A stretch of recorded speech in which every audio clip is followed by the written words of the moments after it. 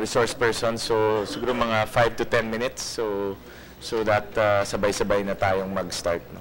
Sir.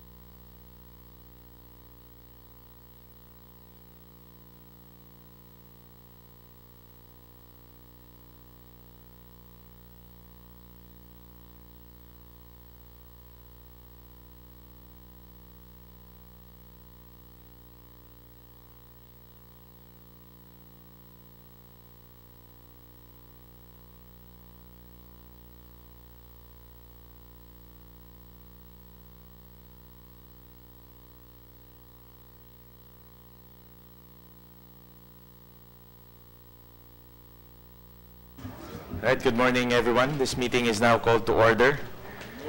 Morning. Let me direct the ComSec to acknowledge our resource persons for this morning.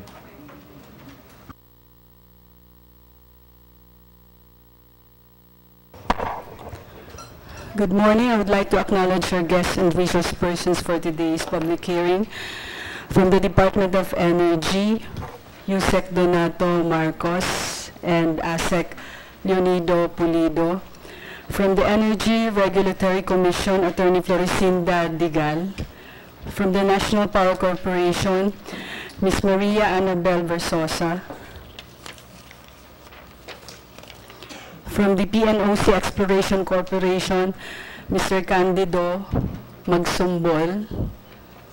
From the Department of Finance, Yusek Bayani Agabin. From the Manila Electric Company, Mr. Lawrence Fernandez. From GN Power Corporation, Attorney Cheska Ovales and Mr. Gino Ilagan. From the from the Aboitiz Power Corporation, Mr. Sebastian Lacson.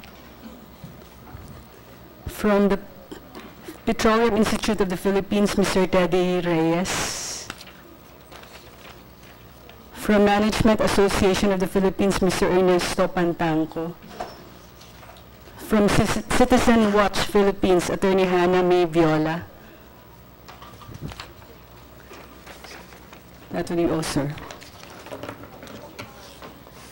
From UFCC, I'm sorry, Mr. Rodolfo Abellana. Okay na, sir. Thank you, ComSec. Again, magandang umaga po sa inyo lahat. Happy New Year again.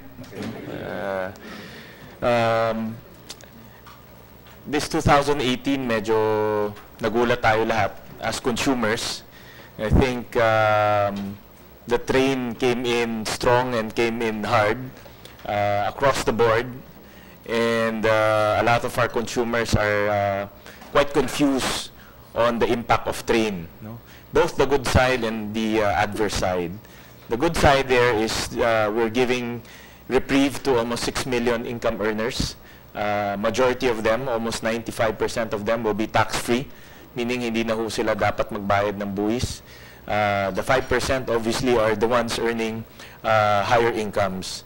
But the adverse effect will come into the consumer goods, which is the basic necessities: food, clothing, oil, and electricity. And it's part of the scope of this committee to monitor and to also determine whether the effects of train in oil and in electricity is reasonable and in accordance with the law. That's why we called for this special hearing to determine what is the effect of train in two fronts, no? Oil and electricity. Yun lang naman po yung saklaw ng ating committee. And we want to manage the expectations of our consumers, meaning dapat malaman ng consumers natin kung magkano talaga ang babayaran nila pagdating sa petrolyo, magkano dapat ang babayaran nila pagdating po sa elektrisidad, at kailan. No? I read news reports that as early as December or the 4th week of December, meron na pong nagtataas ng mga gas stations sa probinsya. No? These gas stations obviously are preying on our consumers who are not well versed on the law and who are not well versed on train. Alam lang nila may tax reform pero hindi nila alam kung kailan dadating yung tax reform. So kung ikaw ay nasa Samar, nasa Leyte, nasa Mindanao, marami rin tayong mga oil dealers doon na sumasamantala sa ating consumers. Hindi pa pumapasok in 2018, tinataasan na nila at sinasabi na dahil sa excise tax on fuel. No? So gusto natin malaman ngayon kung mayroong mga ganun na cases. And definitely, the aim of this special hearing is to educate our consumers. No? Magkano ang dapat nilang bayaran at kailan dadating ho yun. We also want to know kung meron pong mga abusong nangyari. And we also want to know what DOE is doing to prevent those abuse. At kung meron pong mga abuse na nangyari, yung sumasamantala, saan sila pwede mag-report no, kanino sila magre-report at ano ang pwedeng ipataw na parusa doon po sa mga sumasamantala. We also want to know the action plan of DOE. Oil and electricity is within the ambit of DOE. Not naman to compare, no, but the DTI has been very visible in terms of consumer goods. I know they've been quite visible in checking the prices of consumer goods. In fact, I remember the first few days of the 2018, they came out with a suggested retail price for basic commodities. So the consumers were guided accordingly at alam nila kung magkano yung babayaran nila. With train in mind and with train running full steam ahead, we want to know the action plan of the DOE in the next few weeks, also in the next few years, because the tax reform is not a one-time thing. No? It's a 3-year incremental increase in petroleum as well as in coal. No? So 3 years ho natin babantayan to at 3 years ho natin titignan kung ano po yung epekto nitong train sa ating mga consumers. And lastly, we want to know also, how do we protect our consumers? At the end of the day, lahat naman ho tayo consumers dito, whether we're working in Meralco or in the Senate or DOE, everyone pays the same thing. No? So we want to make sure that the consumers are protected with this implementation of train. So with that, I will turn over the floor to the Department of Energy. I think the Department of Energy is the main star for this morning, Yusek. I was hoping meron ho kayong PowerPoint, not just to guide the Filipino people as to what DOE is doing, and also ang pinaka-importante ho dito yung presyo no? The basic question, two basic question in mind, magkano ho dapat bayaran ng ating consumers pagdating sa petrolyo at magkano ho yung babayaran ng consumers natin pagdating po sa elektrisidad at kailan. No? Dahil marami hong lumalabas na dapat 15 days, dapat 13 days, depende ho sa kanilang mandated stockpiling. So gusto ko namin ma-educated tungkol po dito sa mga regulations and circulars na linabas po ng DOE. Yusek? Good morning, distinguished Chairman of the Committee on Energy, Senator William T. Gatchalian, officers and staff of the Senate, distinguished ladies and gentlemen, families from Energy, magandang umaga po. Upon realizing that several oil companies intended to increase prices based on new excise tax rates on liquid petroleum products due to the train law, the DOE made an immediate assessment and projections of the time frame for exhaustion of the old inventory of the oil company. This is regarding oil boss. Directly, no? With this, the DOE took the following measures. First, we issued an advisory to the oil industry last December 31, 2017. And the advisory to oil industry shows that this is how it sits here. Advisory to oil industry, please ensure and advise your dealers that pump prices should only reflect stocks that have actually had the new excise tax imposed. All stocks should be sold on the old excise rate or at the zero rate excise tax for diesel product. DOE may have the option to check your importation notices to check compliance to this advisory. This was issued, sir, December 31, 2017, where it was issued through text, through email, and through hard copies, and through letters also. We send them to all oil industry, sir. Second, we met with oil companies on January 3, 2018 to discuss the proper implementation of the train law vis-a-vis oil inventory.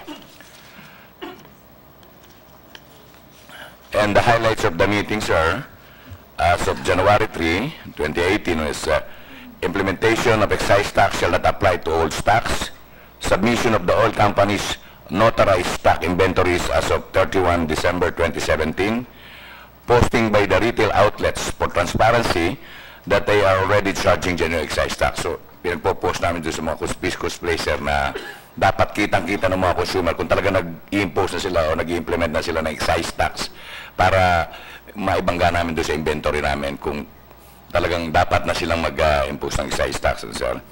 And conduct of random audit and monitoring by DOE and other relevant government agencies on the compliance with train, both in depot, refinery level and retail level.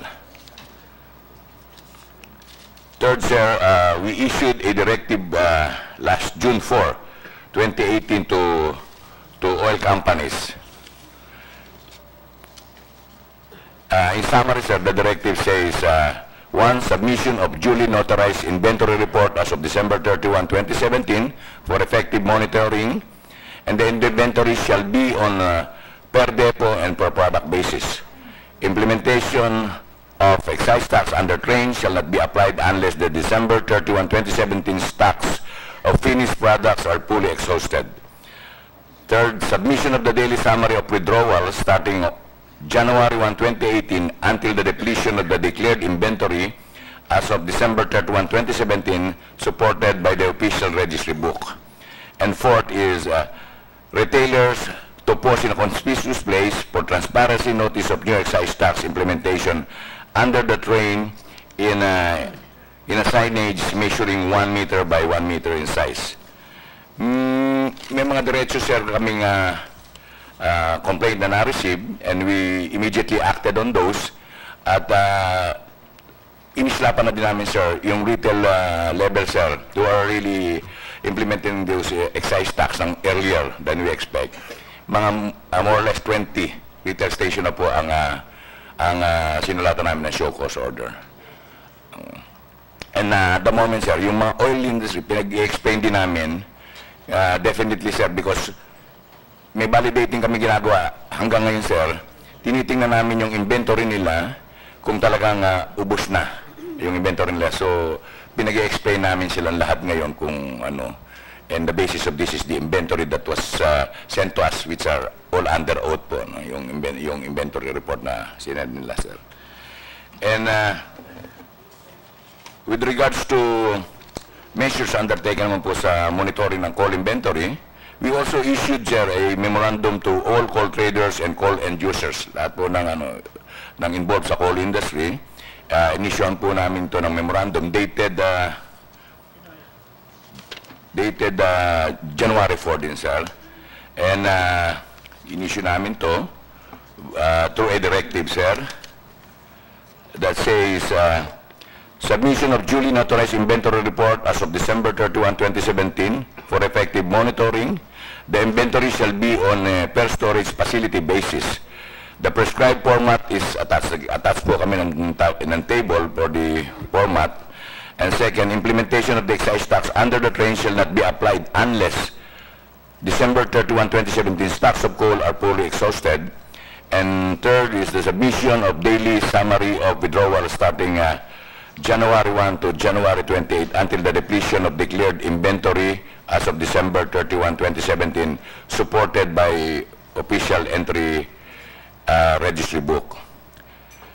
Submission of the inventory report and the December 2017 ORB shall be on January 6, 2018. Please be advised that this special report required by the Secretary that non-compliance would be subject to sanction under certain rules. Further issues contributing to the delayed implementation and compliance to this memorandum shall be recorded and reported to DAE for immediate resolution. So, we have the inventory right now, sir, with us, and we're going to submit it to you, sir. At both in coal, sir, and in oil. So, meron po kami niyang inventory for your, pati po yung mga sinanksyon na namin, bibigyan din po namin kayo ng kopya. And for the power sector, sir, the DOE's actions in addressing train implementation is enumerate ko lang, sir. Last Tuesday, January 16, 2018, DOE discusses tax issues with power utilities where distribution utilities participated. Department of Energy Secretary Alfonso Cusi called for a meeting with distribution utilities in order to discuss the effective and appropriate implementation of the power-related provisions of Republic Act 10963, otherwise known as the Train Law. And also, there were options to present the PowerPoint presentation by all of the stakeholders or all of those who attended. And during the dialogue, there are major items that were discussed, such as the value-added tax on transmission sector. I understand that nanto ngayon yung Transcon and GCP.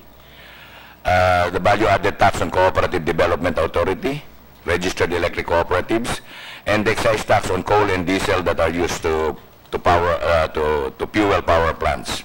Also on Wednesday, January 17, another meeting was organized which included representatives from the Department of Finance, Energy Regulatory Commission, National Electric Authority, National Power Corporation, Philippine Electricity Market Corporation, Philippine Rural Electric Cooperatives Association, Manila Electric Company, and Pangasinan Electric Cooperative, which is a CDA registered electric cooperative. As a way forward, the meeting with DOF and DOE and representatives from energy sector, the questions and answer from the power industry stakeholders with regards to the train law will be submitted to DOE this afternoon, sir, at 2 p.m. And DOE will consolidate all those questions and answers and will submit to DOF and BIR tomorrow, sir. That will be Friday, January 19. And NEA, to organize capacity building with electric cooperatives, and BIR will provide resource persons with regards to implementation of train law.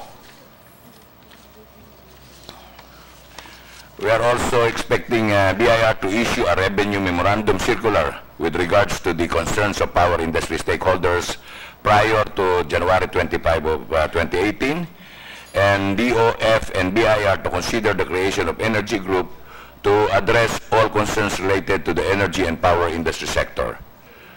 DOE, together with DOJ, to conduct random inspection to various gasoline stations. This is continuing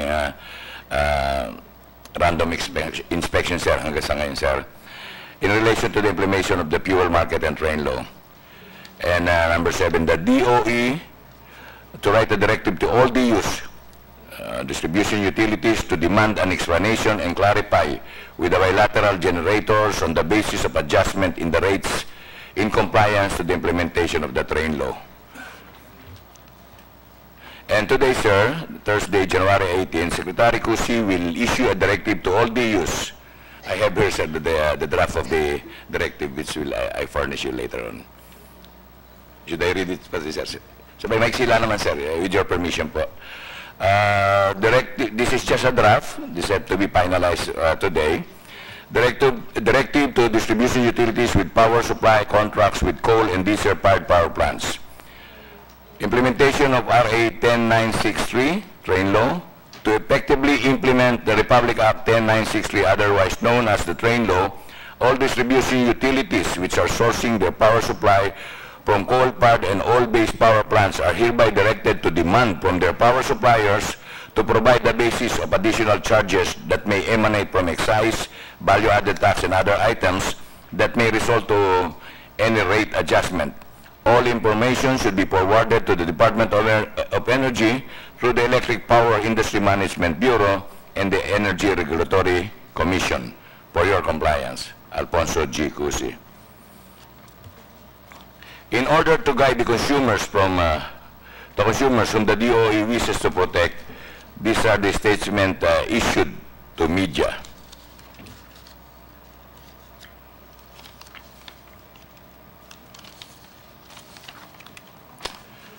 We will look into coal contracts and scrutinize provision as to whether there is a provision on pass-on excise tax. The DOE will direct all distribution utilities to require from their power suppliers the basis of any additional charges that may emanate from the train law.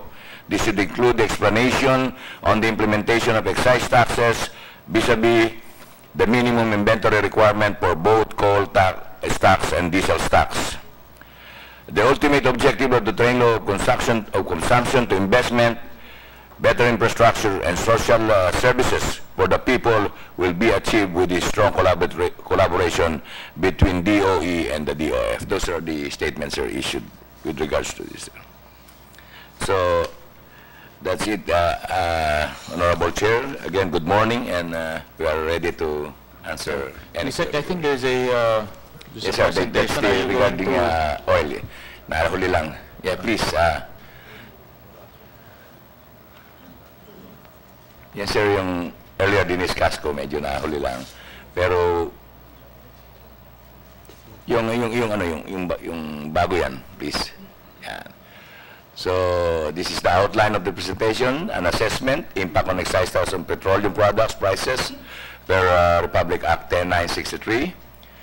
Mention measures undertaken by DOE as regards to the implementation of the train law.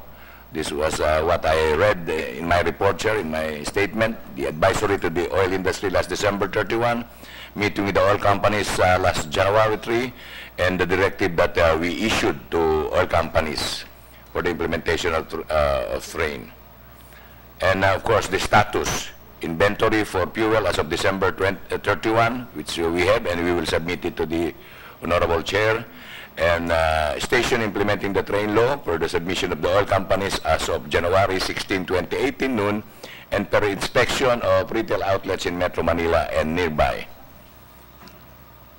Next slide, please.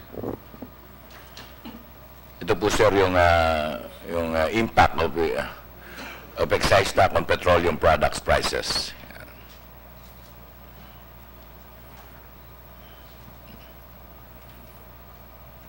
We will provide a copy of this presentation, sir, to the Honorable Chair. Next, please. And this was the advisory that I mentioned that we issued last December 31. And this is the highlights, the summary that I mentioned in a January 3 meeting with the oil industry, and also the DOE directive that issued to oil companies on train implementation. Issuance was January 4. Summary of inventory, sir, of major petroleum products, also on the board, and the status of compliance to directive as of January 12, 2018. Nag-issue na rin po kami ng mga demand letter diyan sa mga oil companies to explain. And the status of stations implementing the train law. Yan po yung sinabi ko kanina that we issued more or less 20 gas stations na show cause order. Next slide, please. Ito na po yung status per actual inspection of the retail outlets as of January 14, 2018. Sir, thank you very much, sir. Yusek, I think my basic question is, ngayon po, January 18, meron na ba hong nagtaas ng presyo ng petrolyo? We'll tackle the petroleum first, no? I think my basic question is, at this point in time, January 18, meron na ba hong nagtaas ng presyo ng petrolyo dahil sa excise tax on fuel? Yes, sir. And may I humbly, sir, introduce ASEC body to directly answer all those questions because he's in the field. Good morning po, Mr. Chair. Mr. Chair, based on our initial projections, the projection is that the average date po of exhaustion of their inventories at the retail level would be about 15 days from January 1. So yun po yung average. However, because of the different actual bulk supply and the different retail level supply po of the different stations, so bulk and the retail level, alam po namin na magkakaroon ng mga iba-ibang dates as to when they would be exhausting their inventory.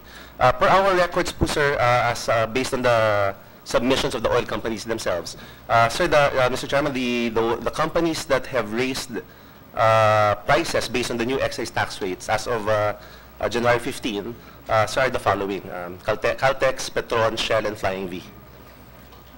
But not all of their stations po, Mr. Chairman, have raised their prices. There are different numbers. Mr. Chair, we will also provide you with this data by the end of this hearing. The rest po, we expect them to be raising their prices after January 16. So from January 16 to 30, Your Honor, magkakaroon po na iba-iba pa pong pagtaakyat. Depende po sa kanilang old supply. Dito sa sinabi nyo, no, there are 4 oil companies and apparently itong 4 is Caltex. Can you enumerate it again? Caltex? Your Honor, it's Caltex, Petron, Shell, and Flying V. So ito yung big 3 tama? Yes, Your Honor. Ito yung pinakamalalaki. I think itong Caltex, Petron, and Shell control what, 60% of the market? Roughly. Roughly Your Honor. 60% of the market. So obviously they should be monitored. Yes, Mr. Chair.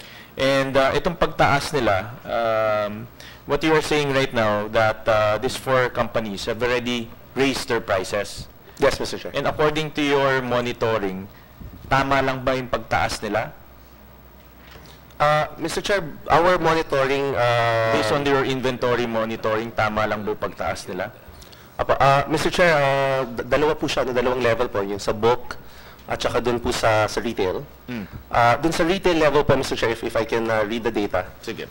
For Caltex po, Mr. Chair, 21% po of their stations have increased as of January 15. Petron po, 13% of their stations have increased prices based on the train law as of January 15. Shell po, 36.5%. And Flying V po, Mr. Chair, 11.2%. So hindi lahat? Hindi pa po lahat. So ito lang yung percentage na nagtaas? Yes, Mr. Chair. Based on your inventory?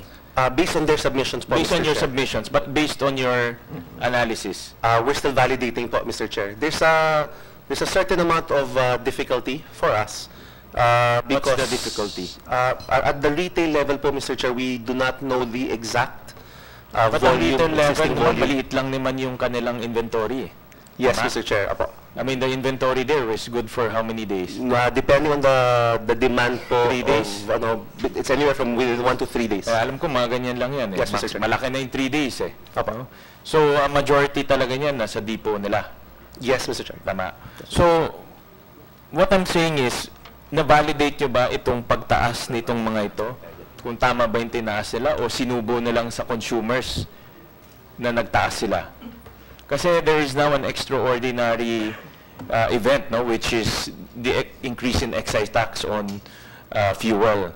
So, talaga magtataas sila, no? And what we are trying to prevent here is arbitrary increase and abuse, no, of oil companies and also the retail outlets.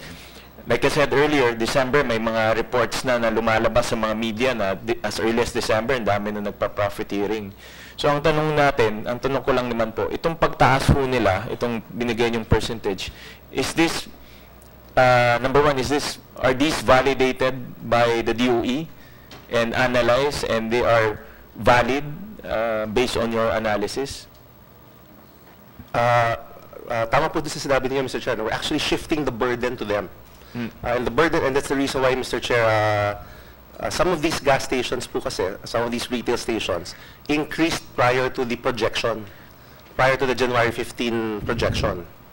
And although, to be fair, it's possible po nga na na-exhaust po yung kanilang inventory ng old stock, we issued show cause orders to them to justify. And then, we don't have independent, currently po, Your Honor, we don't have independent data up to the retail level. So, Retail level, mahirap talaga yan eh. Mahirap, But yes. let's do away with the retail level muna. Doon muna sa depot level. No? Based on your analysis, tama ba itong mga percentage, yung pagtataas nila? Tama ba ito according to your analysis? Is this, pasok ba ito doon sa analysis na ginawa ninyo? Or binigay lang to sa atin ng retail company and we're taking it hook, line, and sinker? Mr. Chair, if you would allow me, I'd give you, sir, a short context of what we're doing and the challenge that we're facing right now. What we did, Mr. Chair, is we issued the directory that was narrated by Yusek Marcos earlier. Of course, informing them that they must exhaust old stocks. Yun po yung nauna. Now, in order for us to validate whether or not they have actually exhausted the old stocks, there's two forms that we require them to submit, two documents that we require them to submit. The first document po, Mr. Chair, that we require them to submit is their ending inventory as of December 31, 2017. And the logic behind that, the assumption behind that is that, of course, that volume of product would have been imposed with excise tax rates under the old tax provisions. So it would have the oil companies would have paid taxes on them nung lumang rates po. So that's the first document, and we require them to submit a notarized document with that data. The second data po at the depot level that we asked from them, we call it the withdrawal form. Ito po yung paano po yung amounts po or volume that was lifted from their respective depots per product per area. Unfortunately, Mr. Chair, hindi pa po lahat nagko-comply regarding that. As of January 12, Mr. Chair, a majority of them had not yet complied. But as of January 15, some of the oil companies have already complied. So with that data po, Mr. Chair, we are validating whether the statements that they have provided the Department of Energy regarding the exhaustion of their old stock at the depot level, kung tama po. And that would take us a few more days, Mr. Chair. Yeah, but I think, let me rephrase my question. Can you assure the public that itong mga tinaas nilang presyo in their respective gas stations are true, validated, and correct based on your analysis? Can you assure the public? Diba? Yes, Let me again, no? Can you assure the public that all of these gas stations and oil companies have raised their prices based on the percentage that you have given me are true, valid, and correct? As a general statement, Mr. Chair, we might not be able to fairly make such a statement because we are still under, we're still validating, Mr. Chair, whether or not tama po yun. So we're currently doing random checks and random inspections. Fortunately, so far, the ones that we've randomly checked, mukhang tama naman po yung pag-exhaust ng kanilang old inventory. Dahil to me, no, this is worrisome because, again, we're trying to prevent abuse and profiteering. And we can only do that if we stay ahead of the curve. Kung mas alam natin yung ginagawa natin kaysa dito sa mga oil companies. Naturally, the tendency of these oil companies, no, I'm just saying lang, no, this is theoretical lang naman to. Naturally, they might engage in undue profiteering. So, how do we now detect that if we don't have our own internal analysis? And yung mga dates na binigay mo, I think you mentioned that they will be submitting January 18, if I'm not mistaken. Did you? 15? Pero karamihan, iba dito nagtaas na ng presyo eh. No? Hindi ba dapat mag-submit muna sila bago magtaas ng presyo? Hindi ba dapat mag-submit muna sila, mag-submit muna ng dokumento, tingnan natin kung tama bago magtaas ng presyo? Yes, Mr. Chair. Eh ngayon, nagtaas na sila ng presyo, tapos kakasubmit, yung iba hindi pa nagsasubmit. Yes, Mr. Chair. Eh paano kung mali yung, paano kung mali yung nakita yung based on the documents na sinabit nila, mali-mali yung, hindi pa dapat sila magtaas ng presyo? Yes. Mr. Chair, we share your concern, and it's the challenge that we're facing. However, Mr. Chair, considering that it's a deregulated industry po, we are only able to issue that directive. And unfortunately nga po, may mga retail stations na po sila na nag-akyat ng presyo. So, it's Hindi, walang problema magtaas ng presyo. Ang importante, tama ba yung pagtaas nila? Yan ba ay na-validate natin yung pagtaas nila? Dahil nga, we are assuming that meron talagang aabuso at aabuso. And by, again, no, marami ng reports, December pa lang nagtataas ng iba eh. So what I'm trying to drive at is, meron ba tayong mechanism to prevent abuse? as of this point? To prevent abuse, Your Honor, I guess wala, no? Kasi kung meron, di... walang ganun ka-general, Your Honor. Wala pong ganun general na ano po, because of the oil deregulation law. So in other words, we cannot protect the public as of this point. To prevent, we could only issue the directive and then validate whether or not their actions are But the correct. timely validation is also important because in withdrawals ito every day eh. So every day nagwi-withdraw ito eh. Kung hindi natin ma-timely validate ito, by the time you validate, Punishment na nagtaas na sila ng presyo, nakakolekta na sila, hindi naman nila ibabalik sa consumers yan eh. Hindi naman nila mababalik sa consumers eh. Diba? Hindi naman nila mababalik sa lahat na nagkarga ng diesel o ng gas, hindi nila mababalik yun.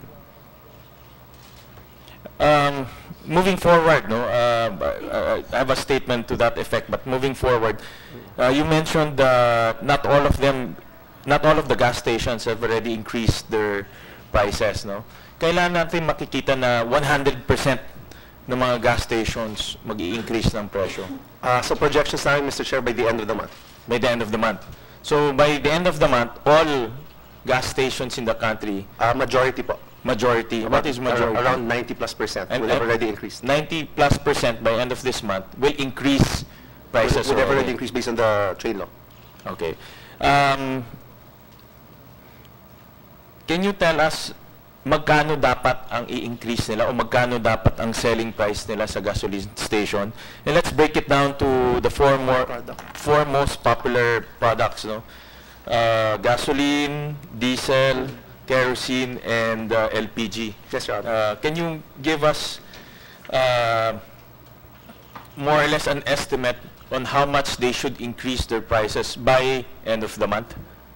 Mr. Chair, based on the first tranche of the trade law, our estimate po for gasoline would be 2 pesos and 97 centavos per liter. That's based on the increase in excise tax rates. Ito po. ba yan? Is this Yes, the sir. one? Yes, Mr. Chair. And we will submit this to your office as well. So, sa gasoline is 2.97, Your Honor. 2.97. So, kung ang present price ngayon, magkano ba ang present price ngayon?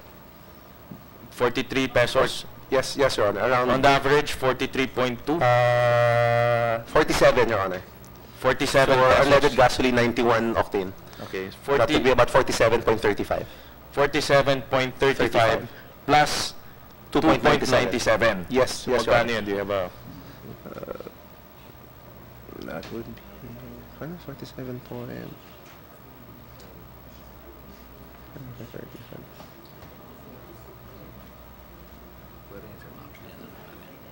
Apa. That would be 50.32, Your Honor. 50.32 for unleaded per gasoline. liter by Okay. end of January. Yes, Your Honor. Okay. That's for unleaded gasoline, Your Honor, at 91 octane. Okay. For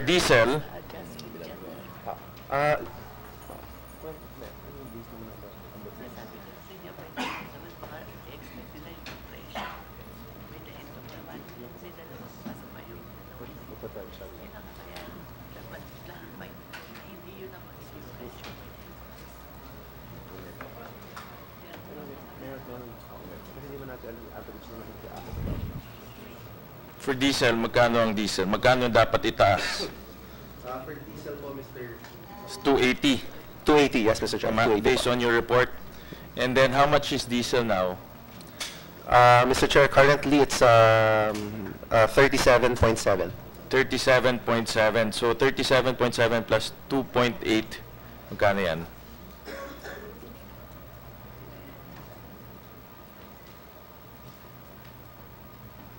Mr. Chair, that will be 40.5 40.5 per liter. per liter. Apo. And then kerosene, Kerosene, Mr. Chair, would be 3 pesos and 36 centavos per liter. Yun po yung projection. 3 pesos and 36 centavos po. per liter. Apo, per liter. And LPG, LPG po, Mr. Chair, it's 1 peso 12 centavos per kilo. per kilo. And how much is the final price? For kerosene, Mr. Chair, that would For, be... for LPG. For LPG. I mean, LPG cooking, hindi motive. Iba yung motive eh. LPG cooking. Per kilo. Per kilo, Mr. Chair, it's 1 peso 12 centavos. Ang final price. Hindi pa po. Final price kasi, let's say it's an 11 kilo cylinder. That's 11, ano po? So, ano mo yun? Multiply. 11 times... 12 times 11. That's about 12 pesos and 32 centavos po, Mr. Chair. ang additional, no? Ang additional po. So, for 12 pesos 32 centavos per cylinder po. per cylinder, Assuming it's an 11 kilo cylinder. okay. And idagdag mo yun sa 11 kilo cylinder. Magkano? 550 po yung base price, Mr. Chair. Okay. So 550 plus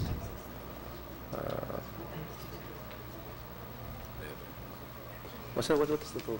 12. Wait lang. Magiging 560. 562.32, Mr. Chair. Magkano? 562.32 po. 60. For the 11 kilo cylinder. For 11 kilo is 562 pesos po and 32 centavos. 32.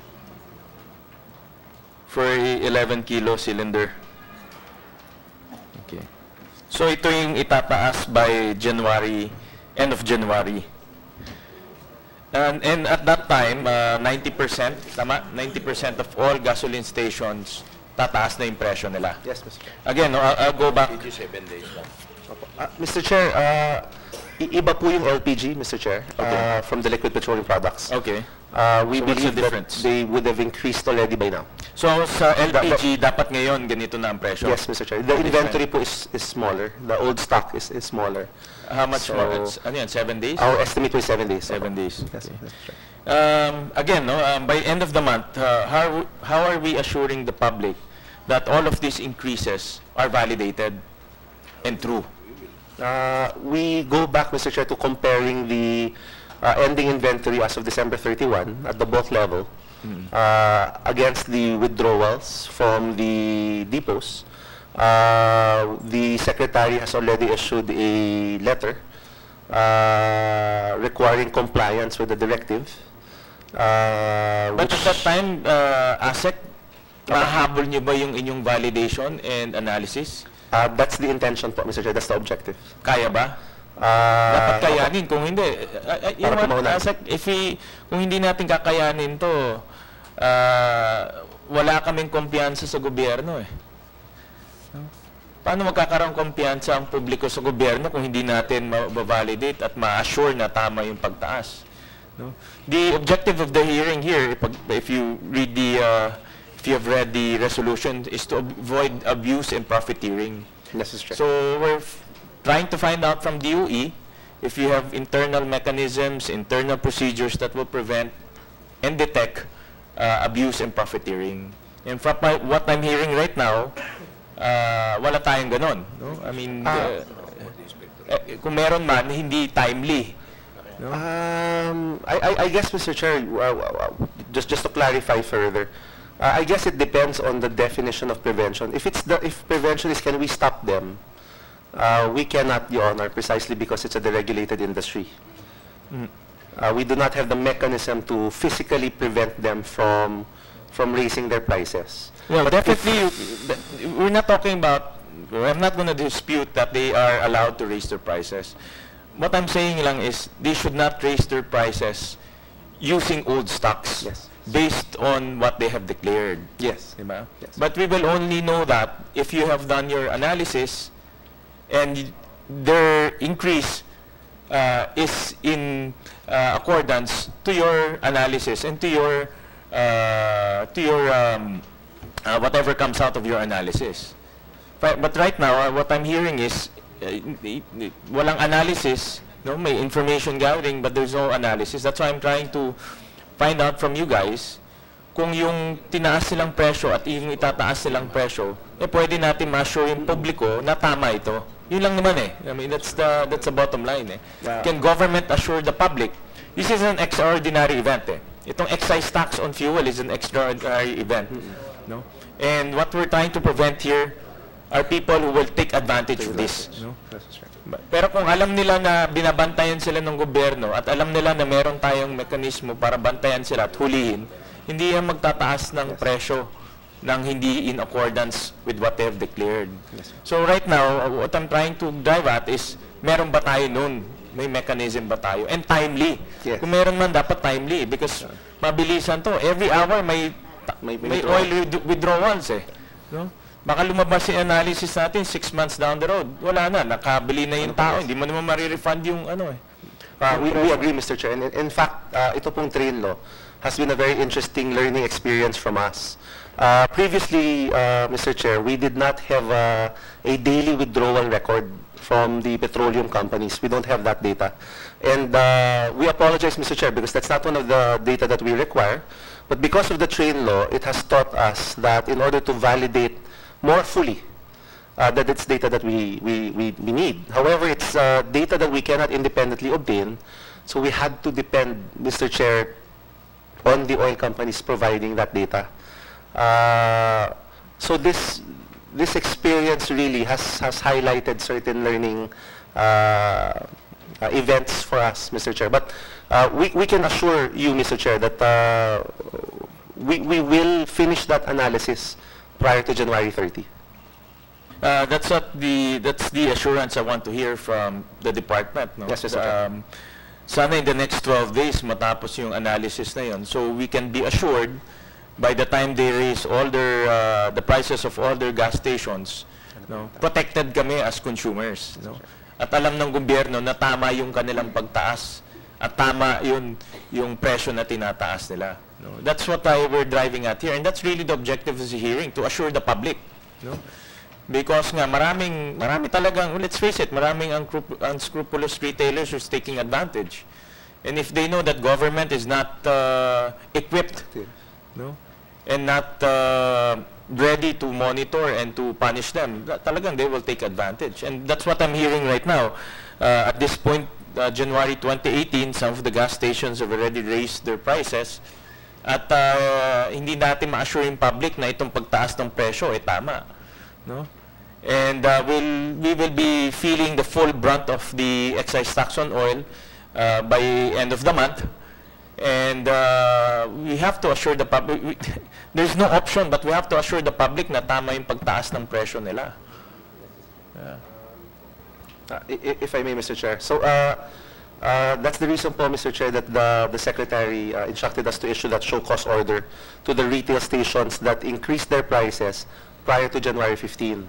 And according to the Secretary, Mr. Chair, he will be, if the analysis shows na nag-akyat po sila ng presyo, even though hindi pa po na-exhaust yung old stocks po nila, then we will be exercising our authority to suspend or entirely revoke po yung kanilang certificates of compliance, which would essentially allow us to request for the closure of their retail gas stations. Okay, let me go to that, no? Let's not talk about the retail side kasi madugo yung retail side. There are thousands of that. Itong mga oil companies, assuming na nahuli sila, no, na nagtaas ng let me backtrack a bit, no. Walk us through. For petroleum, saan magbabayad ng excise tax? What process sa magbabayad ng excise tax? Mr. Chair, it's at two areas, no, 2 points. Okay. No? For petroleum products, it's either at the point of importation po for the bulk suppliers, for the bulk importers. And for the 2 refineries po, it's at the point of refinement. So upon leaving po the refinery. Okay, so to make it simple, pag trader ka, sa customs magbabayad. Tama? Yes, Mr. Chair. Pag refiner ka, BIR po. sa BIR, at what point? Paglabas ng gasolina? Paglabas ng refinery, Mr. Chair. Paglabas ng refinery, meaning kung may bayad na. After withdrawal po. After withdrawal, doon sila magbabayad. So, clear yan. Pagpasok ng oil sa customs, bayad ka ng excise tax. Pag withdraw mo sa refinery, bayad ka ng excise tax. Okay. Ngayon, paano kung na-detect yung nagbenta sila using the old stocks? No? They abuse, they profited unduly. Ano ang penalty na pwedeng ipataw dito sa mga oil companies? Mr. Chair, we're talking about the bulk. The bulk. Okay. Kami po sa Department of Energy, Mr. Chair, administrative lang po eh. Because it's deregulated nga po, what we can do is suspend or revoke their accreditation. And we're limited to that, Mr. Chair. And I would like to take this opportunity, Mr. Chair, to point out that there would be a balancing of interests involved because part of the mandate of the Department of Energy is to ensure supply. And Mr. Chair, that's one of the things that we actually wanted to discuss. Although we might want to discuss it in more detail in confidence. In a nutshell lang, ano ang penalty na pwedeng ipataw sa mga oil companies who abused, who sold old stocks at new prices? At the bulk level, Mr. Chair, At the bulk level. At the bulk level, Mr. Chair, we can suspend or revoke their accreditation to import. Okay. You can file criminal charges also. And we can recommend the filing of criminal charges. Yes, Okay. Mr. Chair. At the retail level, At assuming the at the retail- retail level, may mga 3-day stock sila, nagtaas na sila. So what can you do? At the retail level, Mr. Chair, there's 2 documents that we issue. For the liquid petroleum products, we issue a certificate of compliance. And for the liquefied petroleum gas, for the LPG, we issue a standards compliance certificate.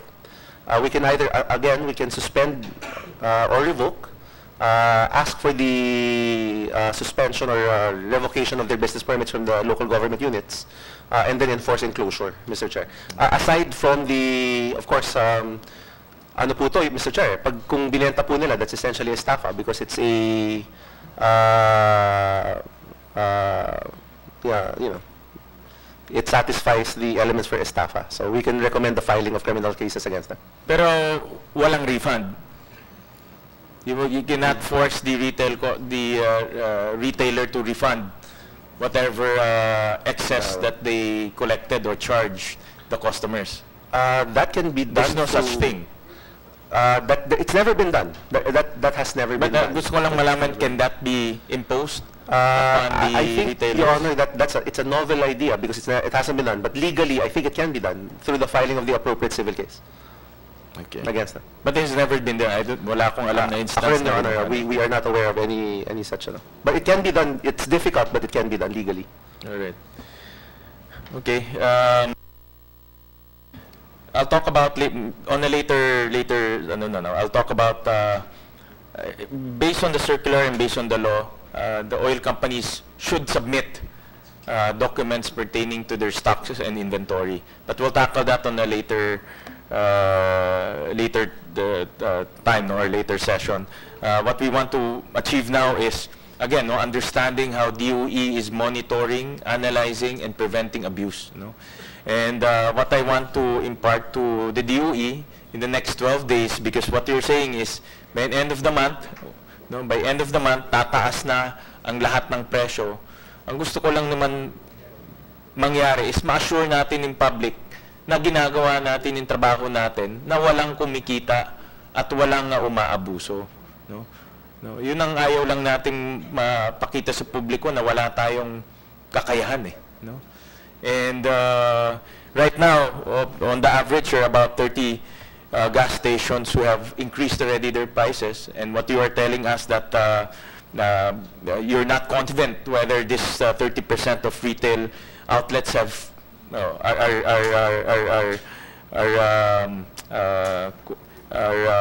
have been validated.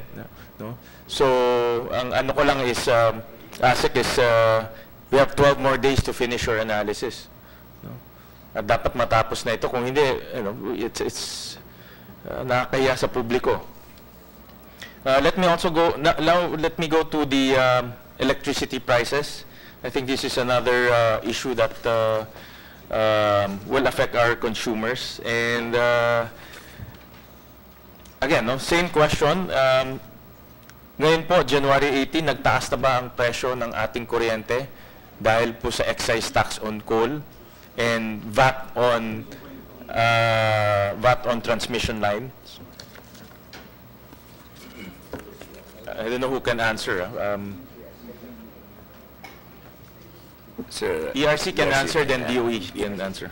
Good morning, Mr. Chair. If I may be allowed to read first a statement of the Energy Regulatory Commission before responding to your specific question. This is regarding the excise tax on coal and Transmission. VAT on transmission. Okay. Your Honors, the ERC fully supports the resolution and commits to ensure likewise that there be no premature implementation of the Tax Reform for Acceleration and Inclusion Act, especially in terms of its impact to the rates being charged to electricity consumers. We would like to assure the public that there are existing rules and mechanisms in place to verify documents relative to the passing on to consumers of this new imposition, and we intend to fully utilize the same in ensuring the appropriate implementation of the train. Moreover, to be properly guided in the proper implementation of the train, in the last few weeks, ERC had been attending and actively participating in public consultations, agency briefings, and coordination meetings between stakeholders being conducted for the train. To answer your specific question, Mr. Chair, as of January, we have not monitored any increase in electricity rates as a result of the train. Although our expectations, yes, that there will be an imposition for the transmission charge to be reflected in the February billing of the electricity consumers. But as to the other charges, Your Honor, like those on impacting on the generation, as correctly pointed out earlier, there is a need to scrutinize each and every power supply agreements that were entered into by our distribution utilities so that we can determine the impact of the excise tax, Your Honor. Tony, can you elaborate to us the increase in rate due to train, where will it come from? Per our initial evaluation, Your Honor, as the components of the rate that will be affected will be mainly the generation charge, then the transmission charge. And I think there is also one provision in the train that removes the exemption from tax of electric cooperatives under the Cooperative Development Which are Authority. 10 cooperatives, no? Yes, Your Honor, which may impact on their distribution rate. Okay. Let's break it down one by one. So, what you're saying right now, at this point, January 18, wala pa hong nagtataas ng kuryente? None, Your Honor. Okay. And magkano po ang dapat itaas ng kuryente? Number one, on transmission. On transmission, Your Honor, our... Give us a ballpark figure. I know it's very difficult to... Maybe transmission you can, no? But give us a figure that will educate the public kung magkano po ang itataas ng transmission charge. First, Your Honor, must remember that the transmission company used to pay only 3% franchise tax. Now, with the train law, I think there is a 12% VAT. This is on top of the 3%. That is what we have clarified during one of the public So consultations. 3% franchise plus 12% VAT. I believe, Your Honor, the term used was the 3% subsist. Okay. So it remains. Okay. It remains. Yes, Your okay. Honor. So this is the 12% is on top of the 3%. Yes, Your Honor. Or how much is that 12%? It will be our initial simulation, Philippine-wide, it may be around 6 centavos, Your Honor, per kilowatt hour. 6 centavos per kilowatt hour. Tama po ba? Yes, Mr. Chair, Your Honor. So, the consumer should expect an additional 6 centavos per kilowatt hour due to increase in transmission charge due to the train bill. That's correct, Your Honor. How about generation po? The generation charge impact will depend on the amount of supply that their distribution utility is getting from coal contracts and contracts which uses the other fuel that were subjected to excise tax. So the impact will be varied, Your Honor. Okay. Let's break it down to a more relatable components. For Meralco, which is about close to 60% of our household, 67% of our household. Magkano po itataas nila based on generation? Generation lang, ah. Our initial elimination for Meralco on generation is around 1 centavo, Your Honor. So 1 centavo expect nila.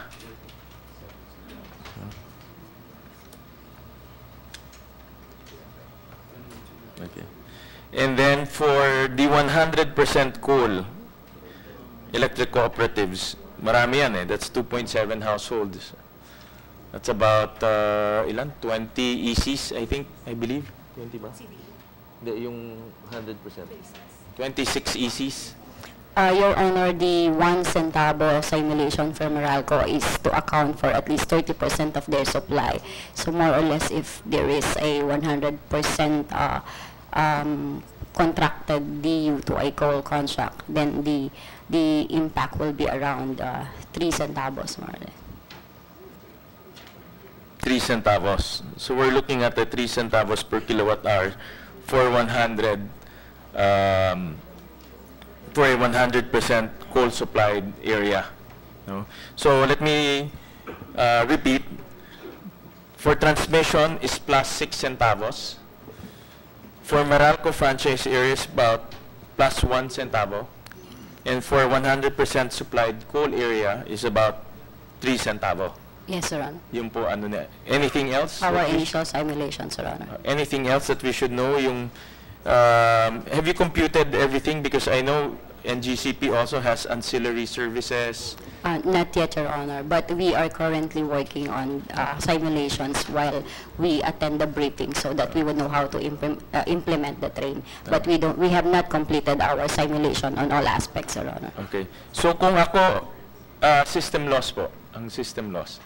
Since there will be a ripple effect na po kasi yan kapag Exactly. So magkano tataas ng system loss?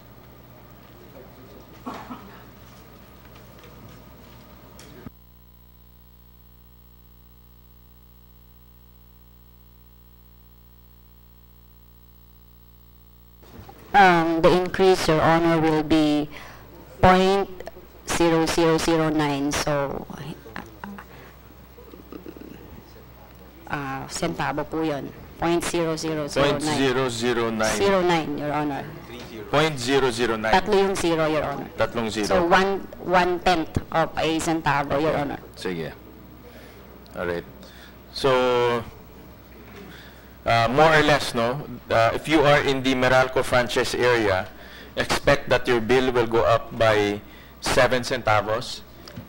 I think, Your Honor, that is our current total. But Meralco has, I think, another... Yeah, but I want to get the regulator. 7 centavos, more or less, Your Honor. Okay. And if you are a consumer in a 100% coal supplied area, expect that your bill will increase by 9 centavos. Around 9 centavos, Your Okay. Honor. Sa Meralco, anong average consumption ng Larry? Good morning, Your Average Honor. lang. For the first 3 quarters of 2017, On average, anong household consumption? 190 kilowatt hours So 190 kilowatt hour per household. Yeah. per household. So 190 times 7 centavos, magkano yun? Ha? 13.3 pesos. Sabihin natin 14. Let's say 14, no? Magkano, Larry? 13.3. 13. So, if you are in a Meralco franchise area, expect your bill will go up by 13.3 pesos for an average 190 kilowatt-hour consumption. Yes, sir. Okay. Sa province, do you have any idea magkano sa province? Paul, meron ka bang, on the average lang, Is it On the 190 rin? On the average, Mr. Chair, 135 if I... Mga 135. Yes, I'm sure it's lower. So 135 per kilowatt hour times yung 9 centavos. How much is that? 12 pesos? 12 pesos. Okay. So 12 pesos dun sa sa probinsya na may 100% supply ng coal. And dito sa Meralco is about 13.3 pesos. Yes, Mr. Chair. Now, my next question, Attorney Digal, is kailan ho dapat magtaas? As we have stated earlier, Your Honor, on the transmission side, we're expecting that because January 1, 2018 is the imposition of the new VAT on transmission, then we will be seeing it in our bill by February. But on the side of the generation po, it may be more than that. Sorry, we will see it in our January bill. February bill, Your Honor. February bill. Yes, Your Honor. So, palugit na yung January. Hindi ba po, yun? sir.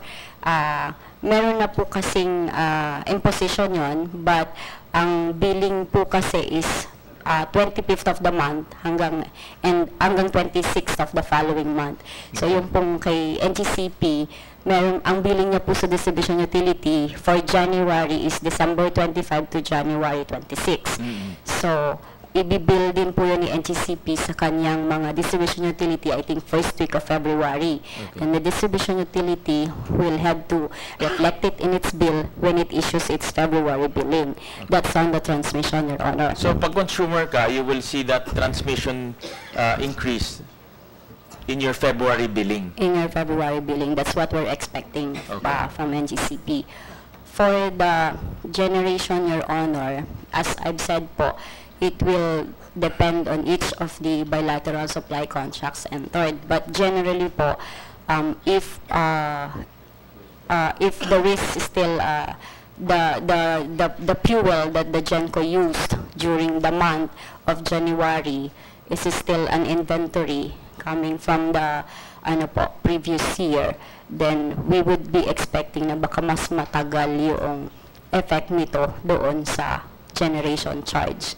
Baka po, if not February po siguro maybe the earliest, but then baka meron March pa po. Okay. Going with the same principle of oil, no? I think the coal power plants are mandated to have 30-day stocks, tama? No? So, itong 30-day stocks nila, hindi pwedeng patungan to ng excise tax on coal, tama? So, are you monitoring the inventory also of the coal companies? Hindi nyo natrabaho to, no? ERC, it's now DOE? Or do you monitor also the inventory? We will be able to see it through the documents submitted, Your Honor, when we verify their generation charges. But we are closely coordinating with DOE on this specific undertaking. But the inventory itself, who DOE po. it's DOE, I know it's DOE. So we're now also monitoring all the power plants, no? Yung mga power plants, may inventory levels so tayo.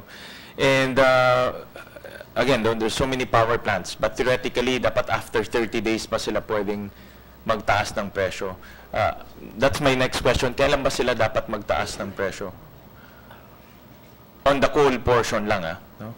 And just to guide everyone, our generation supply is 50% coal on the average. Yes, sir. Sir, if I may give this information to the body. A possible impact to electricity consumers of the electric power industry with a coal excise tax, the increase in the generation cost of a distribution utility will vary depending on how much electricity is purchased from a generation company which utilizes coal as fuel. Further simulation is needed on the impact on the generation cost per distribution utility in accordance to their respective generation share from coal-fired power plants. And DOE had already instructed coal-fired power plants to provide information on their current coal inventory and consumption. So meron na po kaming report nun. Tapos sir, meron din po kaming record or count of grid DUs with contract with coal-fired power plants. With regards to Luzon, Visayas, Mindanao, sir, there are 35 DUs in Luzon, 27 DUs in Visayas, and 28 DUs in Mindanao, totaling to 90 DUs, sir. And yung coal share nila, sir, on supply portfolio, nag-evaluate na din kami, sir, yung coal share na from 75 to 100%, sir, is about 51 DUs. Yung po namang 50 to 75% is about 16 DUs. Yung 50%, yung 25% to 50% is about 18 DUs. At yung share na less than 25% sa coal supply portfolio is 5%. So, totaling yung DUs niya, sir, is 90. With regards to petroleum, if you may allow me, sir, the increase in the generation cost of distribution utility will vary depending on how much electricity is purchased from a generation company which utilizes diesel or bunker as fuel. Same principle with the coal, sir. No? The larger impact will be expected, especially for the missionary areas, which sources most of its requirements from oil power generation plant.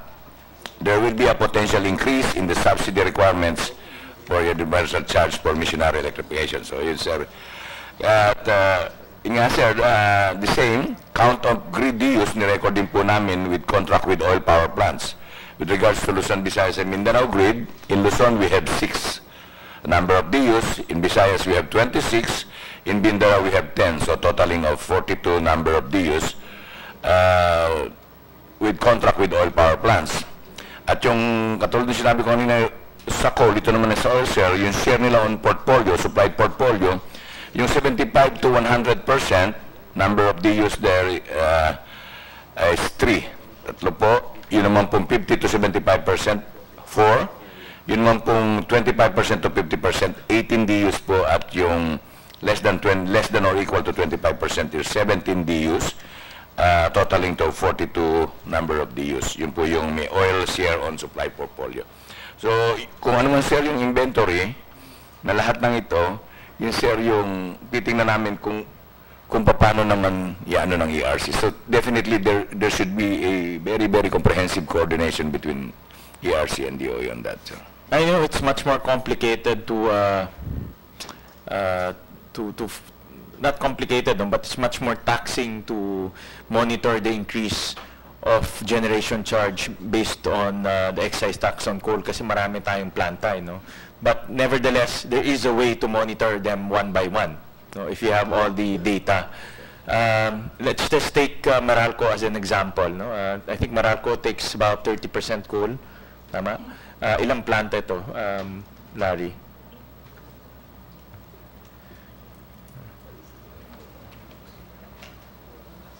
Your Honor, from 6 power plants that are coal-fired. 6 power plants in Meralco franchise area.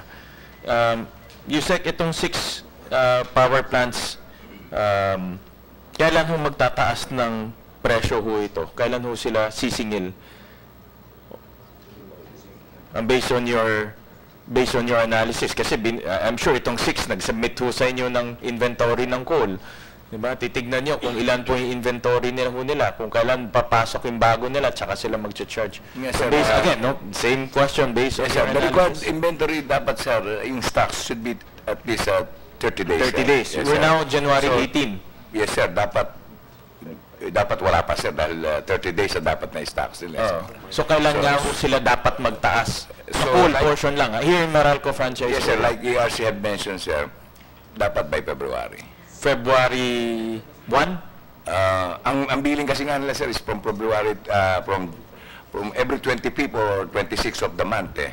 Right. So doon po, sir, makikita dapat sa on the 25th of February. So on the 25th of February billing, Yes, sir, yun ang na-expect namin, sir, kasi they have to consume or to exhaust this first 30 Yes. days na stocks nila, sir. right. Yes, sir. So yung exhausted pen hanggang end of the month, so dapat doon pa lang sila magsisimulang magtaas sa February. Okay, so Yes, sir. in other words, by end of February billing, no, February 25 billing, doon lang pwede magtaas Isa ng lang Meralco ng 1 peso, Yes, sir. ng 1 centavo. Isa lang na-expect namin because based on the inventory. Pero sir, we always go back on inventory report nila. Right. At doon namin sila, sir,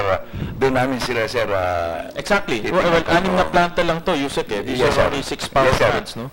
So, ang tanong ko nga, based on your analysis of the 6 power plants, kailan ho sila pwede magtaas ng presyo?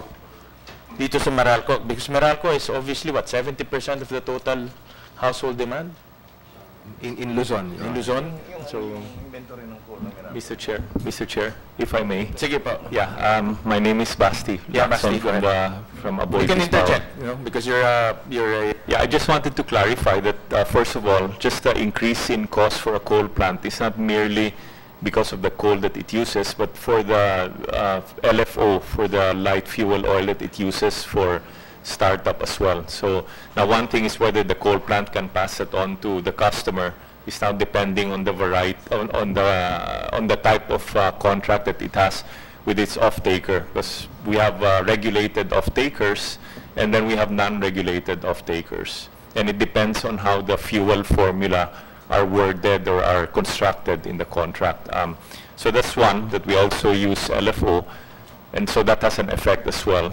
Then the other thing is the reckoning of the coal plant is also determined by how its accounting principles are put into place. So is it first in, first out?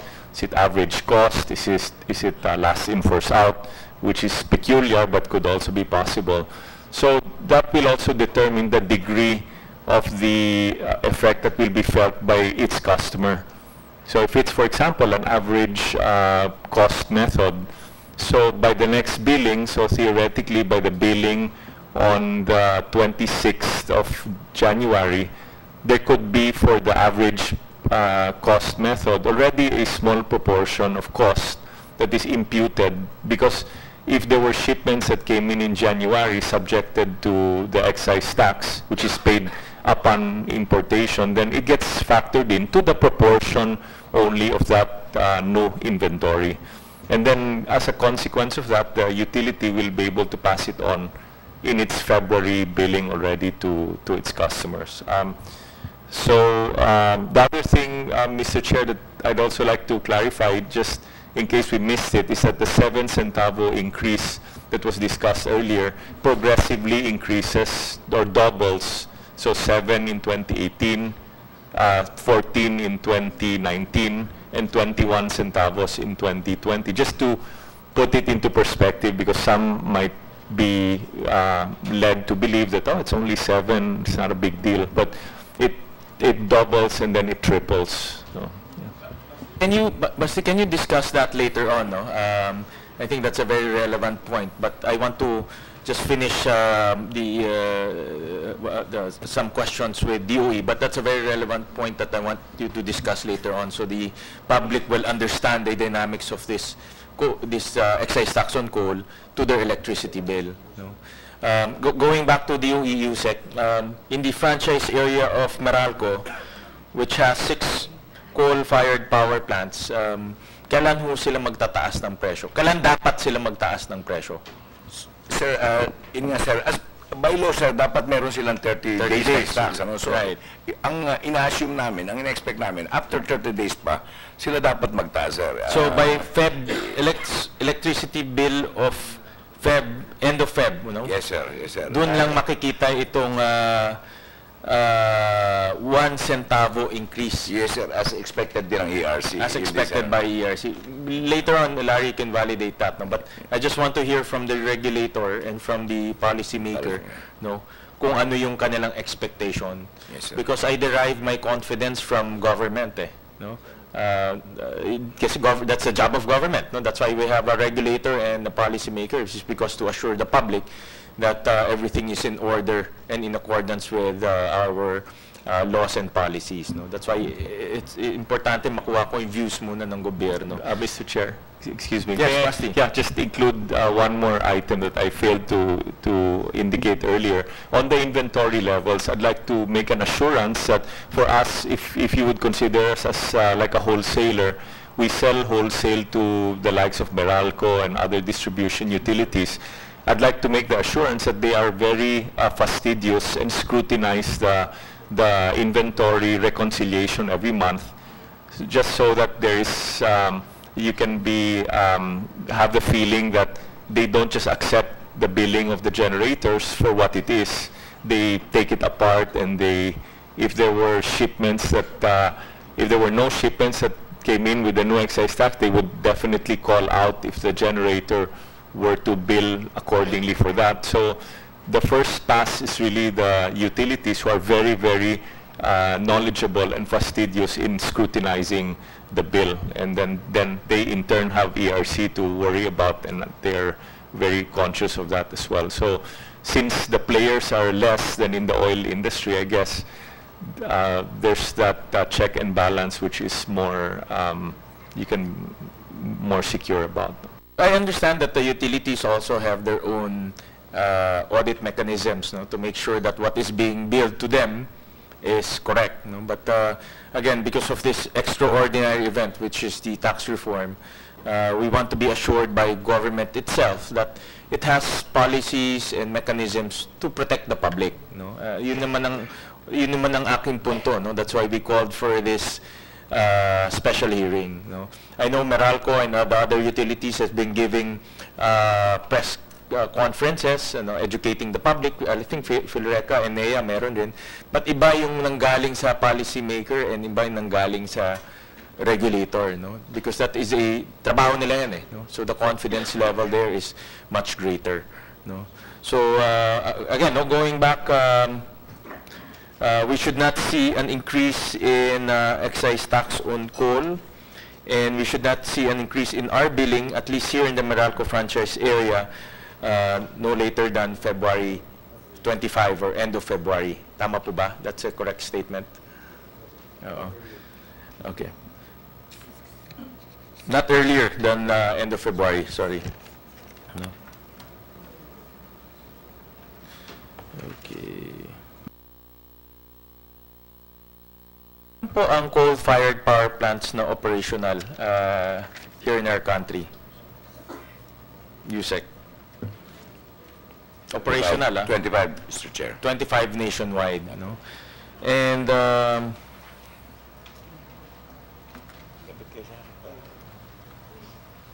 And these power plants are mandated to submit inventory levels to the DOE. Yes, sir, including yung COC, importation.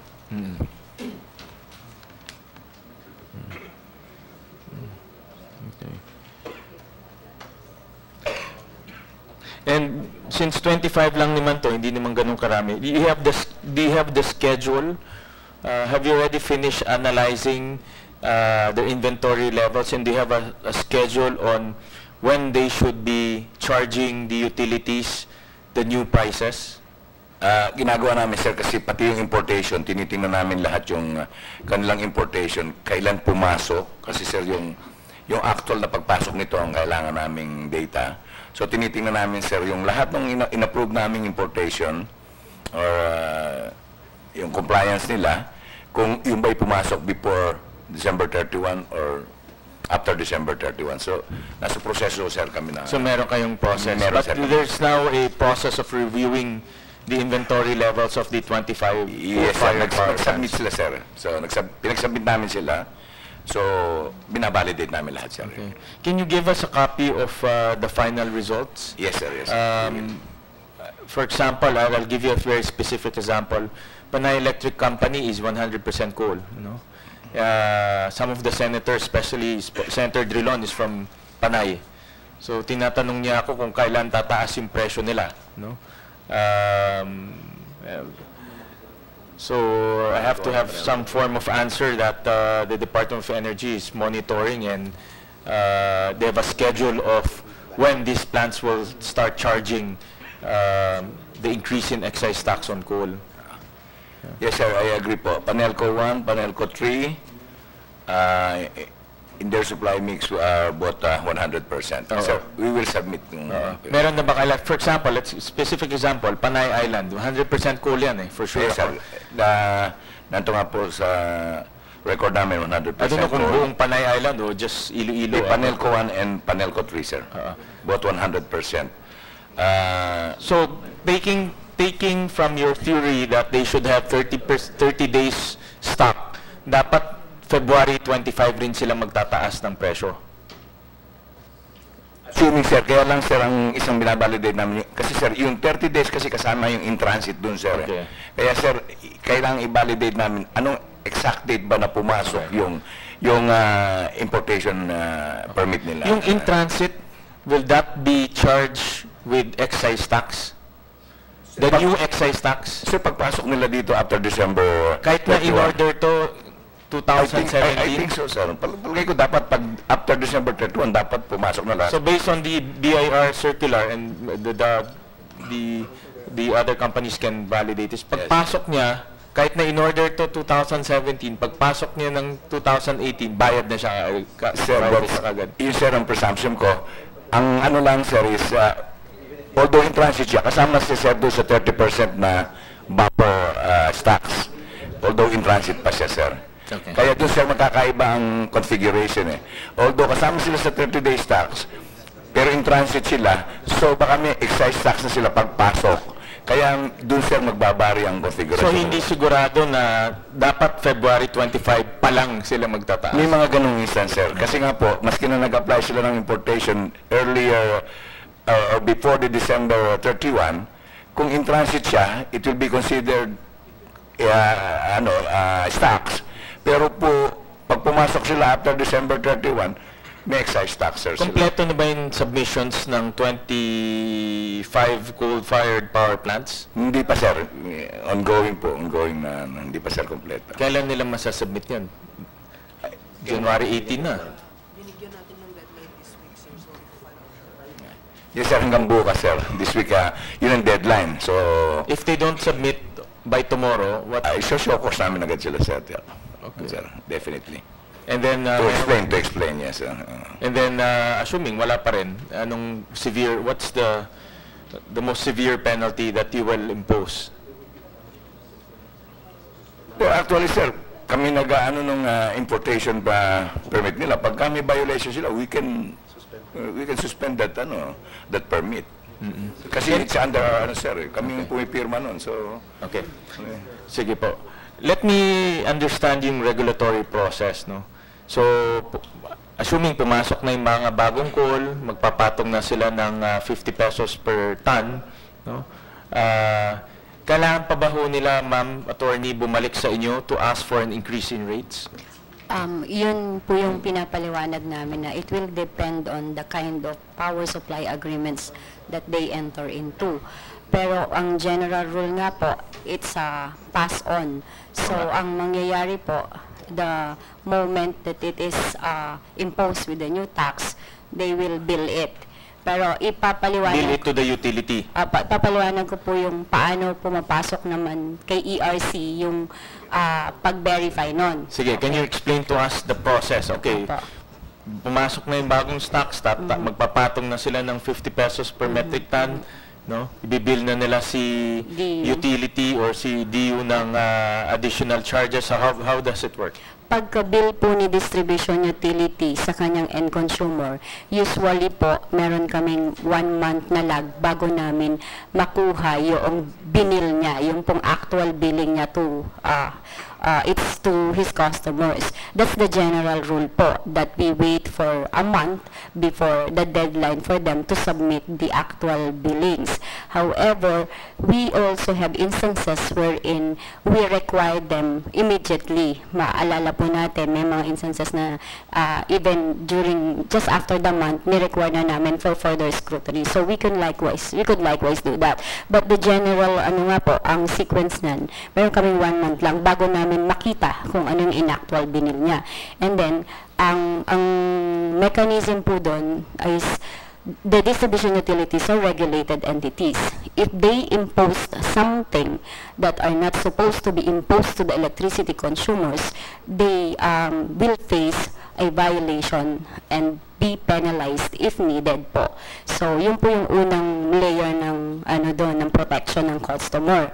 If your DU has imposed something that is not to be imposed yet, your DU will be penalized. Plus, ang second layer po nun is hindi po katulad ng mga sa oil, yung customer base naman po, hindi naman ganun kabilis magbabago yon sa distribution utility, meron din pong refund. If you were unjustly imposed something, then there will be a refund order for your distribution utility to give back the unjustly or inappropriately imposed charges to the customers. Attorney, let us make the consumer understand that when the power plants charge, hindi na ito i-approve pa ng regulator. Diretso na ho ito sa electricity bill, tama? Okay, kaya po yung kaninang, nung tinanong niyo po ako, alin po yung mga parte ng bill na maapektuhan ay enumerated those that are under an automatic recovery mechanism that the DUs can implement, but also after considering the power supply agreements that we have approved for them, but even if they can automatically implement and impose to customers, there is a post-verification or post-audit process by the Commission which could be done if warranted immediately. But that's post-audit, Yes, Your Honor. meaning the power plants can already charge the consumers. Pass on to no? The utilities, let me rephrase it, no? The power plants, through the utilities, can already charge Yes, Your Honor. the consumers. Yes, Your Honor. So itong 1 centavo ng Meralco at 3 centavo ng 100% coal supply, pwede na ipatong kaagad sa electricity bill ng consumers without ERC approving it. Under existing rules, Your Honor, and provided that their power supply agreement likewise provided it. Okay.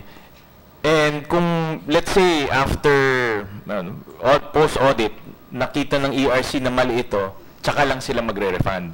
Yes, Your Honor. Tama? Yes, sir. Pero initially, they can already charge the consumers. It could be charged, Your Honor. Transmission is the same? Yes, Your Honor. So both transmission and coal excise tax can immediately be charged to the consumers. Generation charges and transmission charges are both covered by automatic recovery mechanisms subject to post-verification by the Commission. That's what we want to make the consumers understand, na diretso na ito sa electricity bill. No, hindi na ito check muna ng ERC bago i-approve. Ito diretso na ho ito sa electricity bill. And that's another issue why we are asking the assistance of DOE and ERC to manage the expectation of our consumers. No? And this is the whole point of this hearing, really, is to manage expectations. Because we all know na tataas talaga. But magkano at kailan? No? That's the basic questions of our consumer. And that's what we are getting from our constituents. No? Okay. With that, we'll go to the different stakeholders that we invited today, and we'll start with Meralco, who is the biggest franchise area holder. Larry, summarize your presentation. I think this is for the information of our consumers. So let's summarize our presentation and our position. No? Thank you, Your Honor. I think many of the points we want to make were also already discussed. But just to summarize, on two things, on the effect on rates and then on the timing. First, on the effect on the rates, we looked at 3 provisions of the Train Act that to estimate the effect on the rates. So it's Section 43, which sets the excise taxes for bunker and diesel fuel. Section 48, which sets the excise tax for coal. And Section 86 BBB, which again places the transmission of electricity under the VAT system. So those 3 provisions of the Train Act will have a direct impact on the rates to end users. And we would like to confirm that for the January bills received by Meralco customers, there is no impact yet of the Train Act. As mentioned by Director Digal, distribution utilities operate on a 1-month lag. So the generation charge and transmission charge we implemented this January were based on December bills of the generators and NGCP. So since they were December bills, they do not have yet any impact from the Train Act. So the January bills to customers of Meralco for January 2018 do not have any effect of the Train Act yet. On the total effect on the rates, on the excise taxes, the direct effect is on the generation charge, as mentioned earlier, and this in turn will be affected by such factors as the coal type used. So there are different grades of coal that are used for power generation, and since the excise tax is on a per metric ton basis, the eventual impact on rates will depend on the coal type used, on the conversion rate of the power plant. So there are different per metric ton to convert it into kilowatt hours. There are different rates of conversion of different power plants, but mainly the effect will be on the share of power procured from coal or oil power generation that will, over the overall requirement of the DU, that will affect power rates. So for example, in the November 2017 supply month of Meralco, which was used as the basis for the December 2017 charges to customers, the share of coal was 32%, and the share of oil fire generation was 0.9%. So the total of around 33% will be affected by the excise taxes using November 2017 cost. But this will change from month to month. In the December 2017 supply month, the share of coal went down to 29%. So it depends really on, for example, the availability of the power plant, or their maintenance schedules, or the total demand in the system.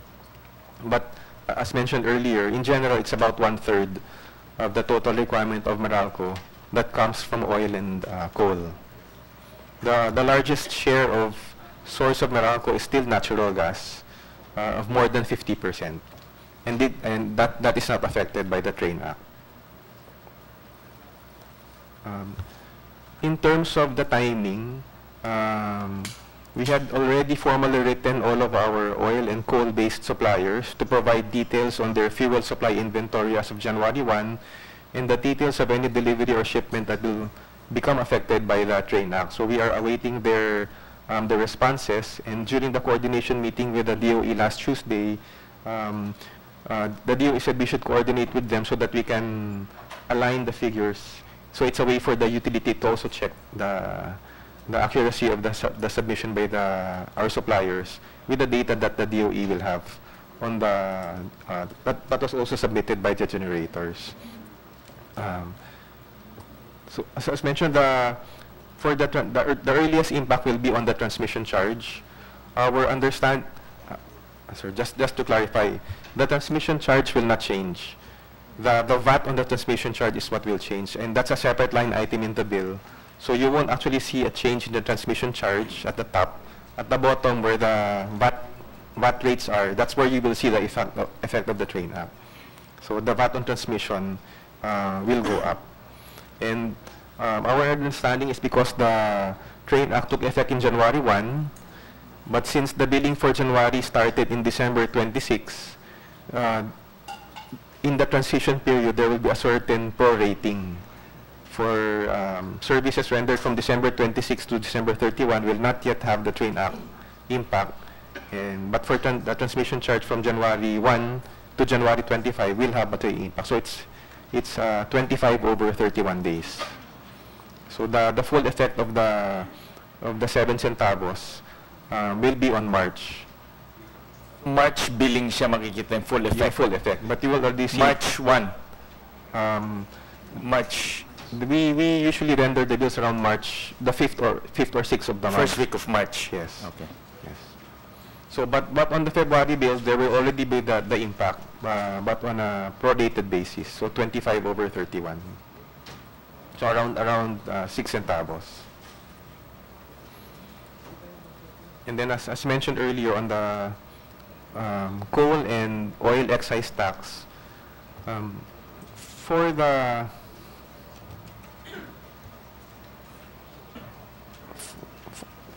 effect of the oil excise tax, it's 0.006 centavos, and the excise tax on coal is 0.005 centavos. So both of them is around 1 centavo. Can you repeat that again? For the estimated increase due to the oil excise tax, so from 0 to 250 pesos per liter, we estimate it to be 0.006 pesos per kilowatt hour. For the excise tax on coal, from 10 to 50, it's 0.005 pesos per kilowatt hour. So the total is around 1 centavo per kilowatt hour. So that plus the around 7 centavos for transmission, the VAT on transmission, the total is around 8 centavos per kilowatt hour. I think that's validated by ERC, no? In the initial simulation. Yes, Your Honor. Okay. So that will be for the first tranche coming on the February or March bills of end users. All right. So that's all. So Larry, let me repeat it again. No? So we will see the full effect of the increase by first week of March. Yes, Your Honor. That's for the February billing. That's correct, Your Honor. Okay. But February pa lang, we will already see portions of the transmission. That's correct, Your Tama? Honor. No, and that is February, first week of February. Yes, Your Honor. Okay, all right. Sige. All right. Is that it? That's it, Your All Honor. right, thank you. We also have a resource person from DOF. Sir, if you have any, kayo po yung dahilan kaya kami nandito nag-overtime eh. Kaya any comments after hearing all of the tussle earlier?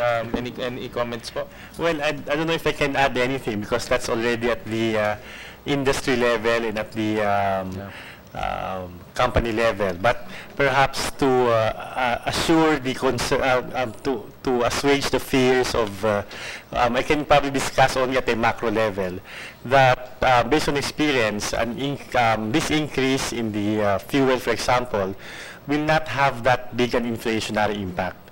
The like last year, 2017, prices of fuel went up by as much as 75%, I think 14 pesos. The inflationary impact of that was not too much. Based on our projection, the 2.97 increase and 2.8 increase in the gas or diesel will probably result in a total inflation of around will add to inflation by around 0.7%. And so that's our projection. And then again, using 2017 as an example, where prices went up by as much as 14 pesos or 75%.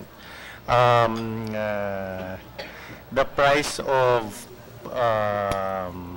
rice, for example, didn't go up that much. The price of pork only went up by around 2 pesos 50 centavos.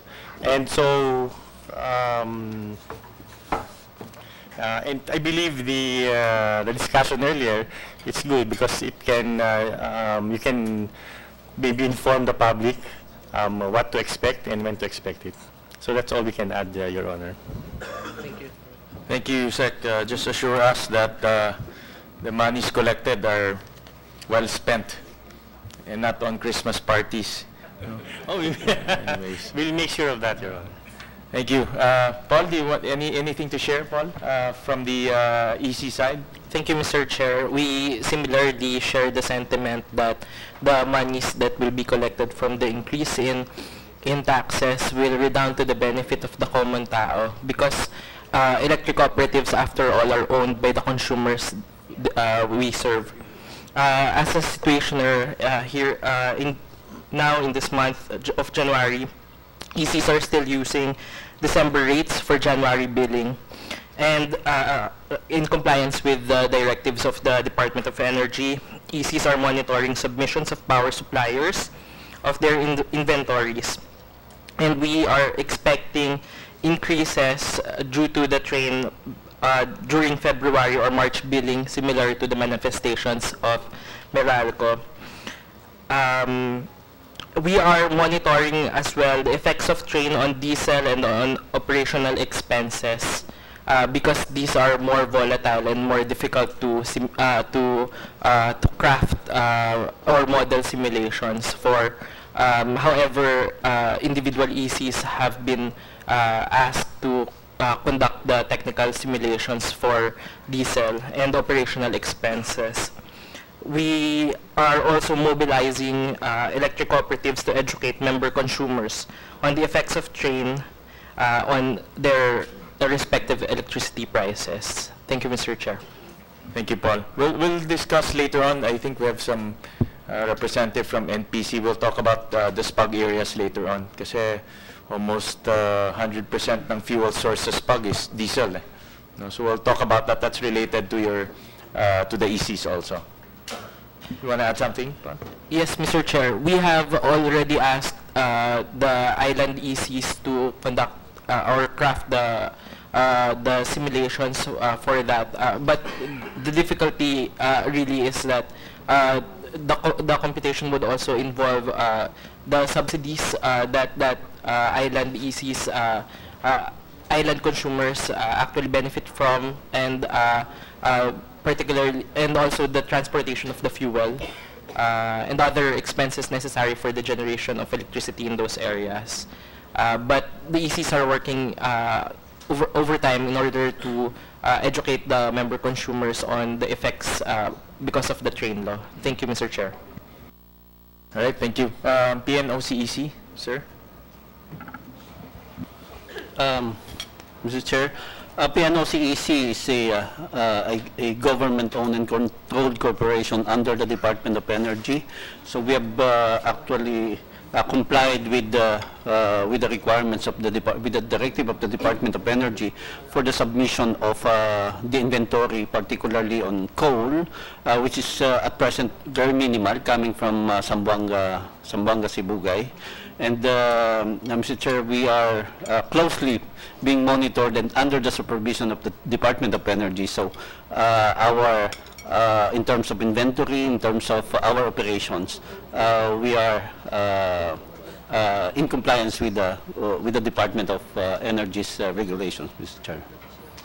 Thank you, sir. And Engineer Teddy, you represent the oil companies, no? I think you have a lot of things to share with us. Please go ahead. Good morning, Mr. Chair. Please do allow me to read our position paper and comments on the impact of the implementation of the train. Personally, Mr. Chair, on behalf of the Philippine Institute of Petroleum, we thank the Senate Committee on Energy for inviting us in this public hearing on Senate Resolution number 581. For the information of everyone in this room, the members of the Philippine Institute of Petroleum include Petron Corporation, Filipino Shell Corporation, Chevron Philippines, Total Philippines Corporation, PTT Petroleum Philippines Corporation, which is based in Thailand, and Isla LPG Corporation, whose only business is in LPG. We wish to inform the Senate Energy Committee of the Philippine Institute of Petroleum member companies' full compliance with the following government's directive pursuant to Republic Act 10963, popularly known as TRAIN.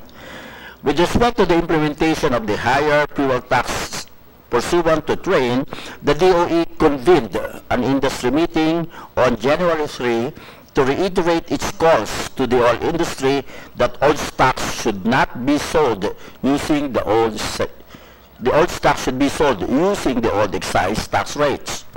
A Department of Energy memorandum was subsequently issued in January 4, requiring the following from the oil companies.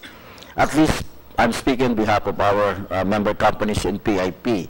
The submission of a notarized inventory report as of 31 December 2017. Submission of daily summary of product withdrawals from the depots and terminals. These two, bound together, will find the DOE easy reconciliation of inventory vis-a-vis withdrawal.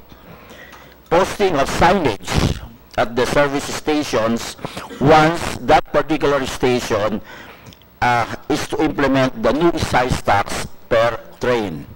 So unless that there is that signage, then the retail station cannot impose a new rate based on the new excise taxes. The oil companies are likewise required to advise the Department of Energy of price adjustments per station as soon as adjustments are available or is happening in that particular station. Also, please note that all the PIP member companies were compliant with the foregoing DOE requirements. The PIP, the Philippine Institute of Petroleum, assures this committee that we are in full compliance with those requirements of the Department of Energy. The PIP also assures the Senate Committee on Energy of its support in the smooth implementation of this landmark piece of legislation. Also, Mr. Chair, would like to advise this committee that aside from the Department of Energy, the Philippine Institute of Petroleum works closely with the Bureau of Internal Revenue in compliance of the BIR regulations prior to the implementation or prior to the issuance of the more permanent implementing rules and regulations. Because BIR right now operates on a transition mechanism because of the impact of the train.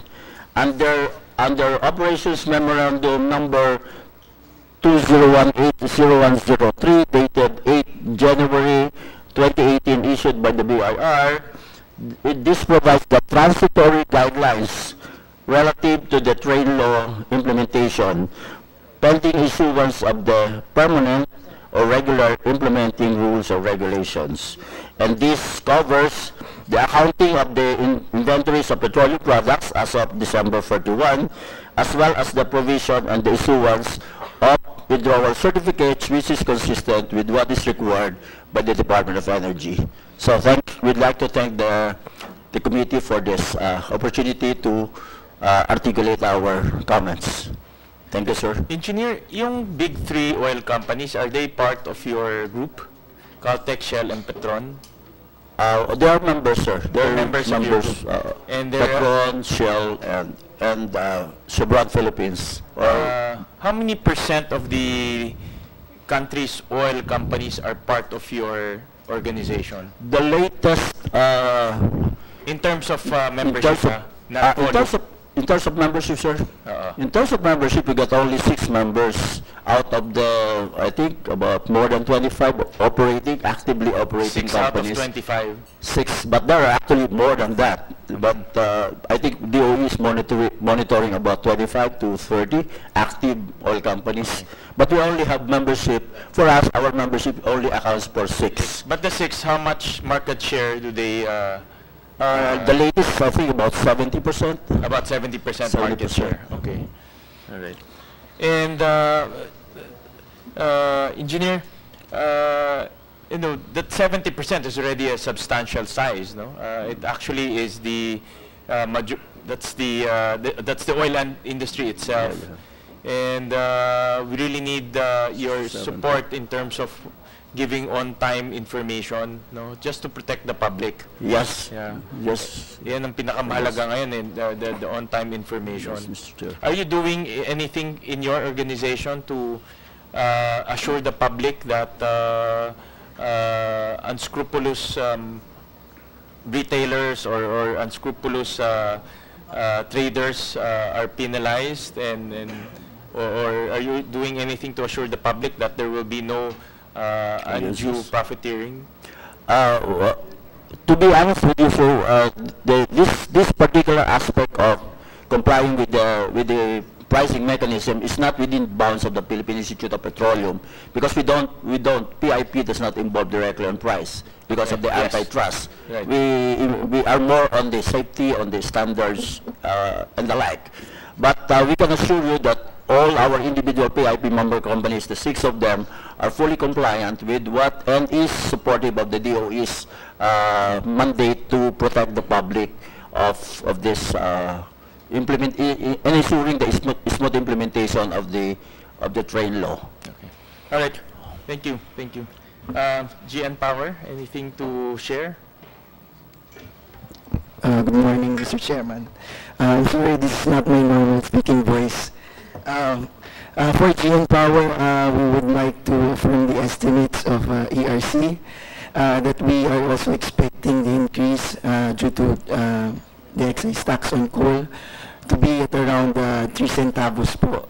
And GN Power being a generation company with more than 20 electric cooperatives and private DU customers, in-expect ko namin na mag-take effect yung adjustment sa bill nila during the February billing period. And I think the consumers will feel the effect by March.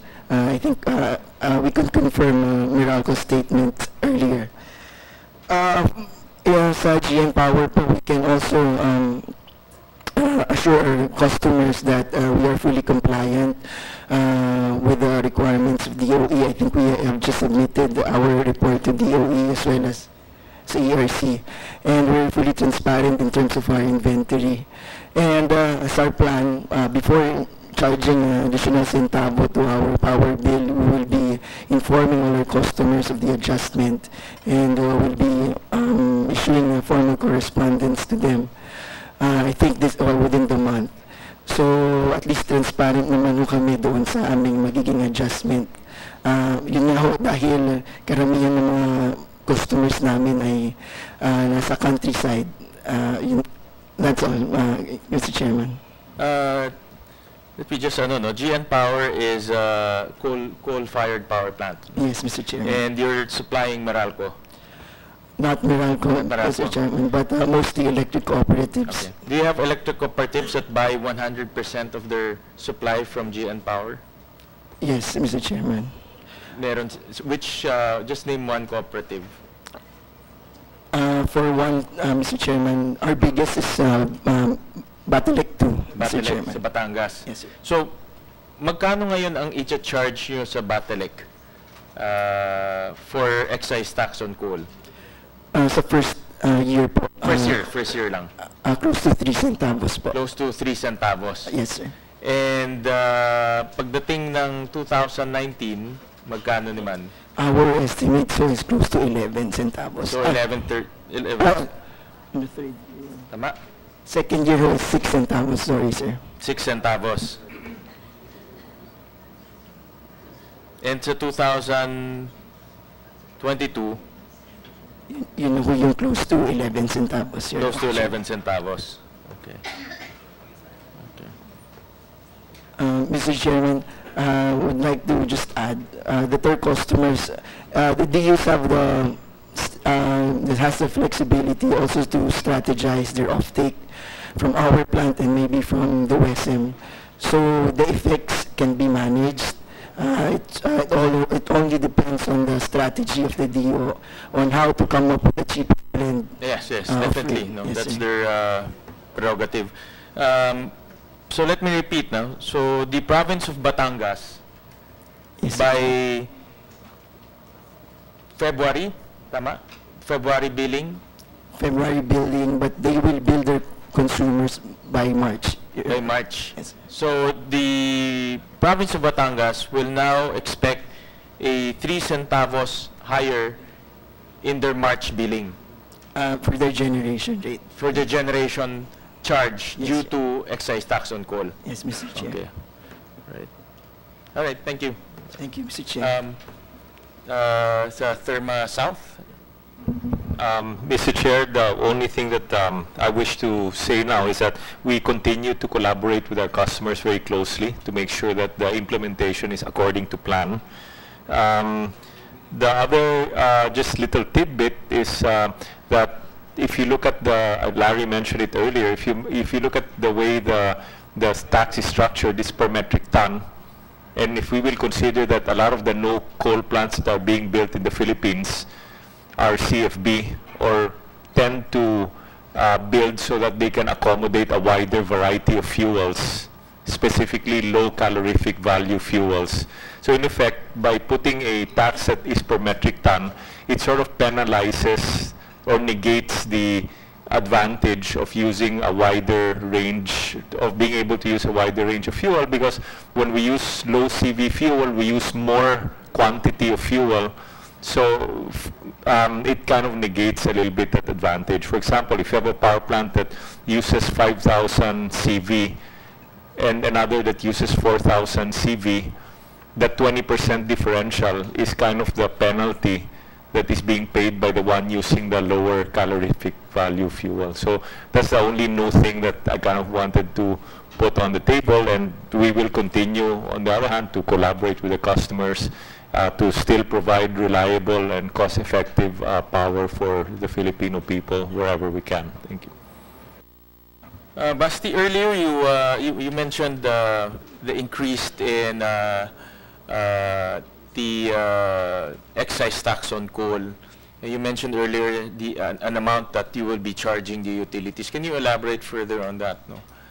I think you mentioned that you'll be charging, obviously you'll be charging more in the next few years, but how much are those charges? Well, consistent with what GN Power indicated earlier. So it's not just coal, it's coal plus the LFO that we use for startup. So yeah, about on the first year, about 3 centavos. Second year, about 5.5 centavos. And third year, about 8.5 centavos. So then it levels off at that number. And again, depending on how the plant reconciles inventory is essential to determine when the effect will be felt. So again, those who use average method will prorate the effect already in the coming month, and then agreeing again with GN and with Meralco that the full effect will probably be felt by the customers, the end users, in their March billings already. All right, thank you. Thank you very much. NGCP, Attorney. Good morning, and thank you, Mr. Chair, the Honorable Senator Gatchalian. As already pointed out by the ERC a while ago, with the effectivity of the train law, NGCP will already start billing its utilities and large industry customers an additional charge of around 6 centavos per kilowatt hour, and this will be this will cover January 1 to January 25 period, and this will be billed to the utilities and large industries at the end of the month. Yes, Your Honor. I also would like to thank the clarification of Meralco that actually there is no increase in the transmission charge. What is merely added is only the imposition of the 12% VAT, amounting to around 6 centavos per kilowatt hour. And this will appear as a separate line item in the NGCP bill to its utility customers and large industry customers. So, Attorney, let me again repeat what you mentioned. Nationwide, lahat ng consumers ng kuryente sa buong Pilipinas will now expect a higher transmission VAT. An additional charge, Your Honor. An additional charge on VAT on their transmission by end of January. Tama ba? Yes, Your Honor, because as already pointed out by ERC, the billing cycle starts on the 26th of the month and ends on the 25th of the succeeding month. Okay. But with the effectivity of the train law, that the period it will cover for the January billing is only January 1 up to 25th of January, and we will already start doing our computation. The power bill will be issued, if not by last week of January, by early February. So we'll start billing the utilities February pa lang. Yes, Your Honor. So And then, makikita ng mga consumers natin yan end of February. more More or less, Your Honor. More or That is less. correct, Your More or Honor. less. Tama, ganun, no? Yes, Your Ang, Honor. Yes, there's a 1 month lag, Your Honor. there as was a already- 1 month lag. As already pointed out by So- ERC and Meralco. So as consumers, we will see an increase in VAT charges on transmission by end of February, Covering the month of January, Your Honor. covering the month of January. Yes, Your Honor. All right. Okay, that's very clear. And that will be a 6 centavo charge per kilowatt hour. Yes, Your Honor. Okay. On the average, Your Honor. All right, Mr. Chairman. Yes, Larry. For the billing period ending 25th, we usually get the bill around the 30th until the 1st of the following month. So, kunyari, for the January 25 bill, we'll get it January 31 or February 1. And then we will calculate the rates to customers, and then we release the bills to end users maybe around February 5 or February 6. So actually, all bills released in February will already reflect the January VAT. So, ang billing cycle niyo is first week of the month? So parang we release about 200,000 bills a day, and that's for throughout the month. Throughout the month na yan. Yes, yes, sir. But basta within February, makikita na nila yung higher VAT on transmission. That's correct, Your Honor. And that's for the January billing. Yes, Your Honor. Okay, all right. Sige. Okay, thank you. Anything else, Attorney? That would be all, Your Honor, because as also pointed out by ERC a while ago, the FT will remain, or the franchise tax will remain. The only additional charge that NGCP will add on to its bill is the 12% VAT, Your Honor. So let me reiterate what ERC said. Now, this is on top of the 3% franchise. Yes, Your Honor. So 3% plus the 12%. Yes, Your Honor. Yes, Your Honor. That is correct, Your Honor. Okay, thank you. Ernie?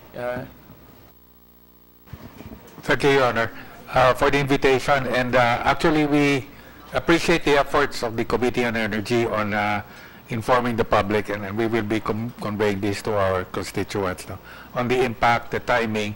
And I guess what we wanted to highlight is not only the impact of when, but also the reasonableness, as what the Honorable Senator was saying, to make sure that the increases are in accordance with what is computed, so there's a check and balance.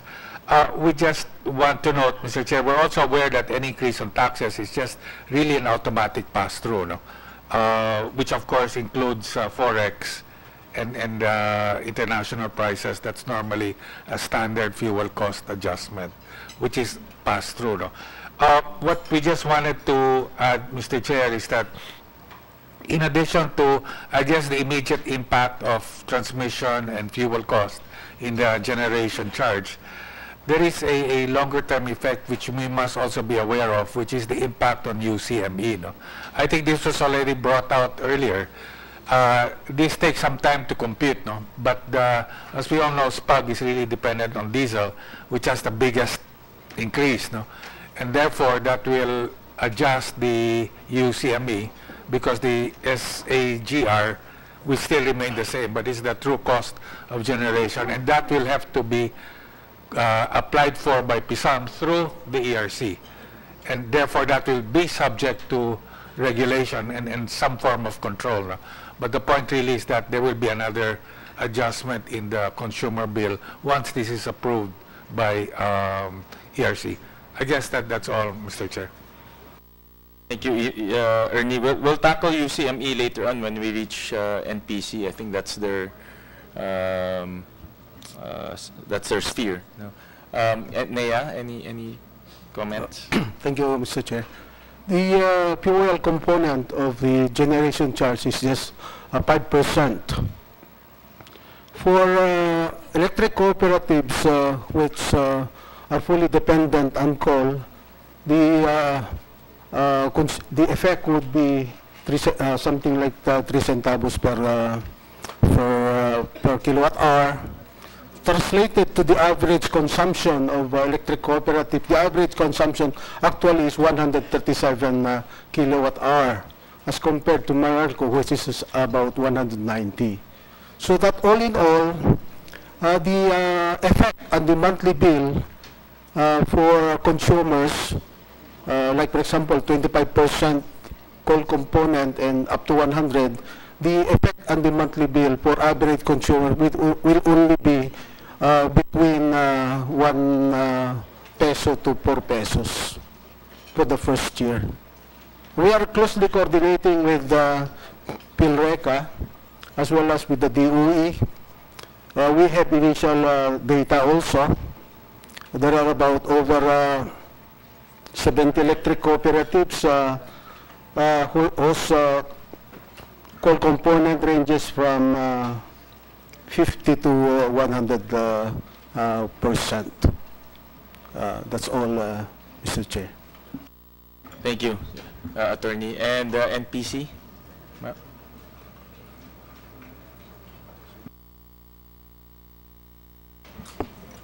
Thank you, Senator Gatchalian, Your Honor, and thank you also for inviting us. For NPC, when it comes to the inventory of fuel from our fuel department, they gave us a raw data. More or less, we still have a inventory for around 2 months, but according to our bosses. This will still be subject to validation, and we will be submitting that to the DOE within this week.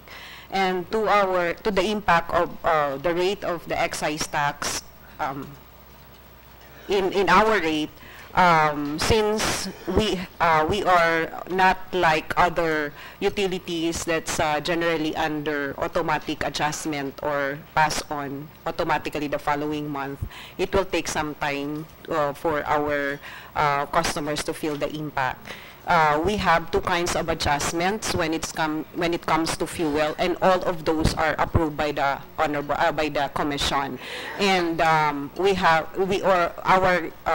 adjustments is through deferred accounting adjustment, which means that we have to spend it first before we have to recover it, and we will recover it through our application to ERC. The first mechanism is through the generation rate adjustment mechanism, and if not approved under generation rate adjustment mechanism, it will be approved through the universal charge, and that's what they were telling us. But the universal charge, we will feel it like 2 years after. So there's no immediate impact right now except on our cash flow, because of the fuel that we will be purchasing with excise tax already and another and value-added tax in addition to the excise tax. They will adjust the budget, of course, and also the cash flow for fuel purchases. But the impact of on our rate may be after, if we will be filing for our basic rate for 2019 this year, and the commission will approve it at once and impute the excise tax maybe after a year. But if it's through our adjustment, then it will be felt like 2 years after. Through the generation rate adjustment mechanism, it will add up to the SAGR, and normally the national power applies for like 2 years recovery to mitigate the impact to our customers. So that's how it works. And yeah, I think that's all for so what you're saying is definitely itong pagtaas ng excise tax on fuel, it will affect your operations in the SPAG areas, correct? It will increase your fuel cost. Yes. Okay, but does fuel cost subsidized yan by UCME. Yes. Correct? When do we feel that? 2 years after? Yes, because the consumption for 2018 will be filed for true up the actual a year after auditing of the COA. Yes. So we will wait for the audited financial statement around 6 months, so we can file that after 6 months, so like the end of that 2019. So if you will be approved immediately by ERC, it will pass through hearings, publications, and all. Like we give more or less 6 to 8 months, so the implementation may be after 2 so years. Yung electricity bill natin, pag tinignan natin, meron doon universal charges, Yes, stationary po. electrification, Yes, po. tama? Yes, po. Yun ang tataas. Yun po ang tataas. Pero by estimate, right magkano now, yun? the impact for the 2018 cost would be around, in our universal charge, is 0.36 centavos, or 1/3 of a centavo. Laki, 0.36 0.36? Okay. centavos. And for the year 2019, for 0.36 per kilowatt hour per kilowatt hour. on 20... That's 2020. 2020. Yes, opo. And the earliest will be 2019, but maybe probably that's 2020. Okay. And then for CY... Additional to, no? Additional. Magkano na ba ngayon? But it will still depend on the cost of the basic fuel, because this is add up to the fuel. If the cost of the basic fuel goes down, then it might not be increased. This is just an estimate. Yeah, no? estimate. Okay. So for the next increase, the next trans may be around 0.27 centavos, and then the third one may be around 0.20 centavos. So that's 2021 and 2022. Yeah. It depends also if the demand increases, then it will still reduce. Okay. Because that's an estimate. The projected energy sales is based on estimated projected energy sales. But definitely the estimated increase in UCME is 0.36. Yes, for... 2022? Yeah. Okay. Maybe in 20... So, in 2018, sorry, 2020. 2020. Around 2020. So, going by all of the estimates, in 2020, ang transmission natin, increase in transmission charge, VAT transmission charge is 0.7 pa rin. Tama? 0.07. Is that correct? Let's fast forward tayo 2020. No? Fast forward tayo 2020. Ganun pa rin, no? Plus 0.07. No? Tama? And then you have yung excise tax on coal, which is 0.11. Tama? No? Based on the two GenCos who are here with us right now. No? But in 0.11 is 100% supply to eh. No? Tama? We're talking about extremes. And then you have 0.36 from UCME. Tama ba, attorney? So 0.07 from transmission, 0.11 from GenCo, and 0.36 from UCME. Is that correct? Is that tama ba yun? Your Honors, the Commission has not simulated anything for the UCME. Inuna lang po namin yung mga automatic, but those But yun ay i-apply nila sa inyo eh. No? So, for their figure po, that's an estimate. that's an estimate, right. Just for discussion purposes. So by 2020, tataas yung kuryente natin by 0.54 centavos. No? Tama ba? 0.07 for transmission, 0.11 for coal, and 0.36 for UCME. Additional, no? Tama?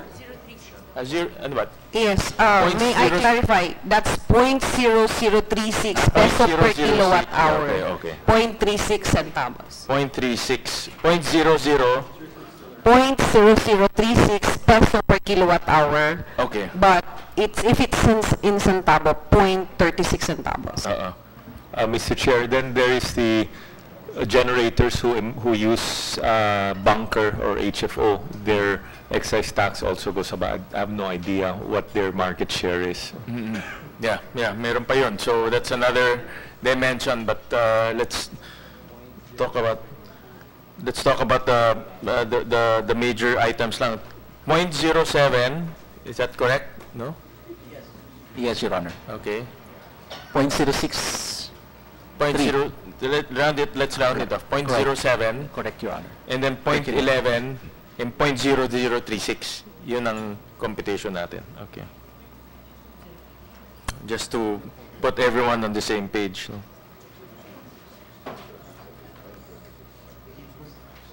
Tama ba, ma'am? 0.36. 0.0036 peso per kilowatt hour. Okay. Right. 0.36 centavos. It's 0.0036 centavos. Okay. The other ones is in centavos na kasi. Alright. Anything else, ma'am? Ma'am Versosa, anything else? Okay na po. And last but not the least, let us hear from the consumer groups. We have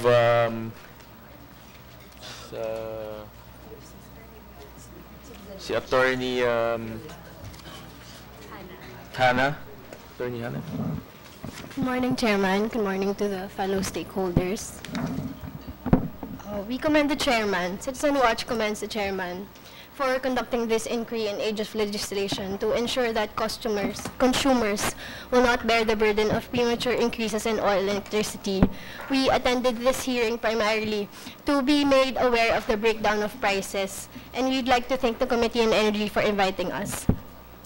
Based on media reports, we tend to compare these media reports. They have their own schedule or breakdown of fees, and hearing the breakdown of fees from the Department of Energy, from DOE, we will inform our following and the fellow consumers of the price breakdown for public knowledge of consumers and to have a validation of what the reports are saying.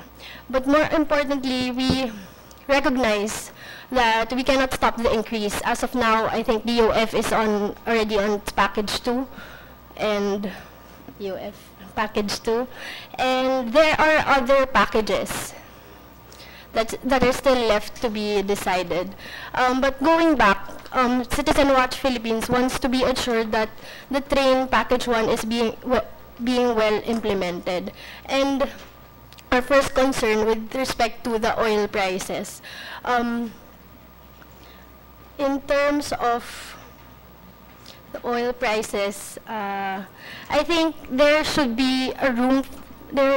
a room for improvement in terms of the right of redress of consumers. As previously mentioned a while ago, if ever the consumers do not have a right of redress, because if, for instance, we get the inventory, right? If the previous, what is now the remedy of the consumer? Because if the oil companies, or if they do have, in terms of the inventory, is there a process in terms of, for instance, they charged the next inventory, the stocks in terms of the pricing, as previously mentioned, and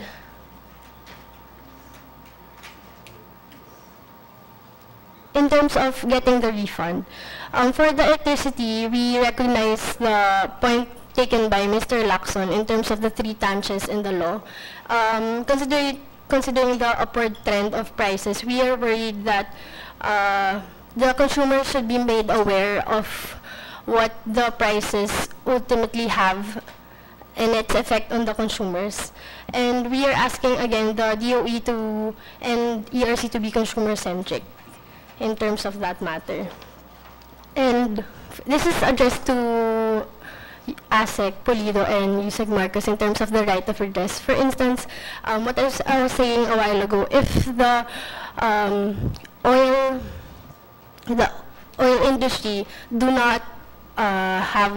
they don't comply, they should be charged with a penalty of suspension or closure of business. So what now is the redress of the consumers who have already paid for the increase of prices? Is there a mechanism for that?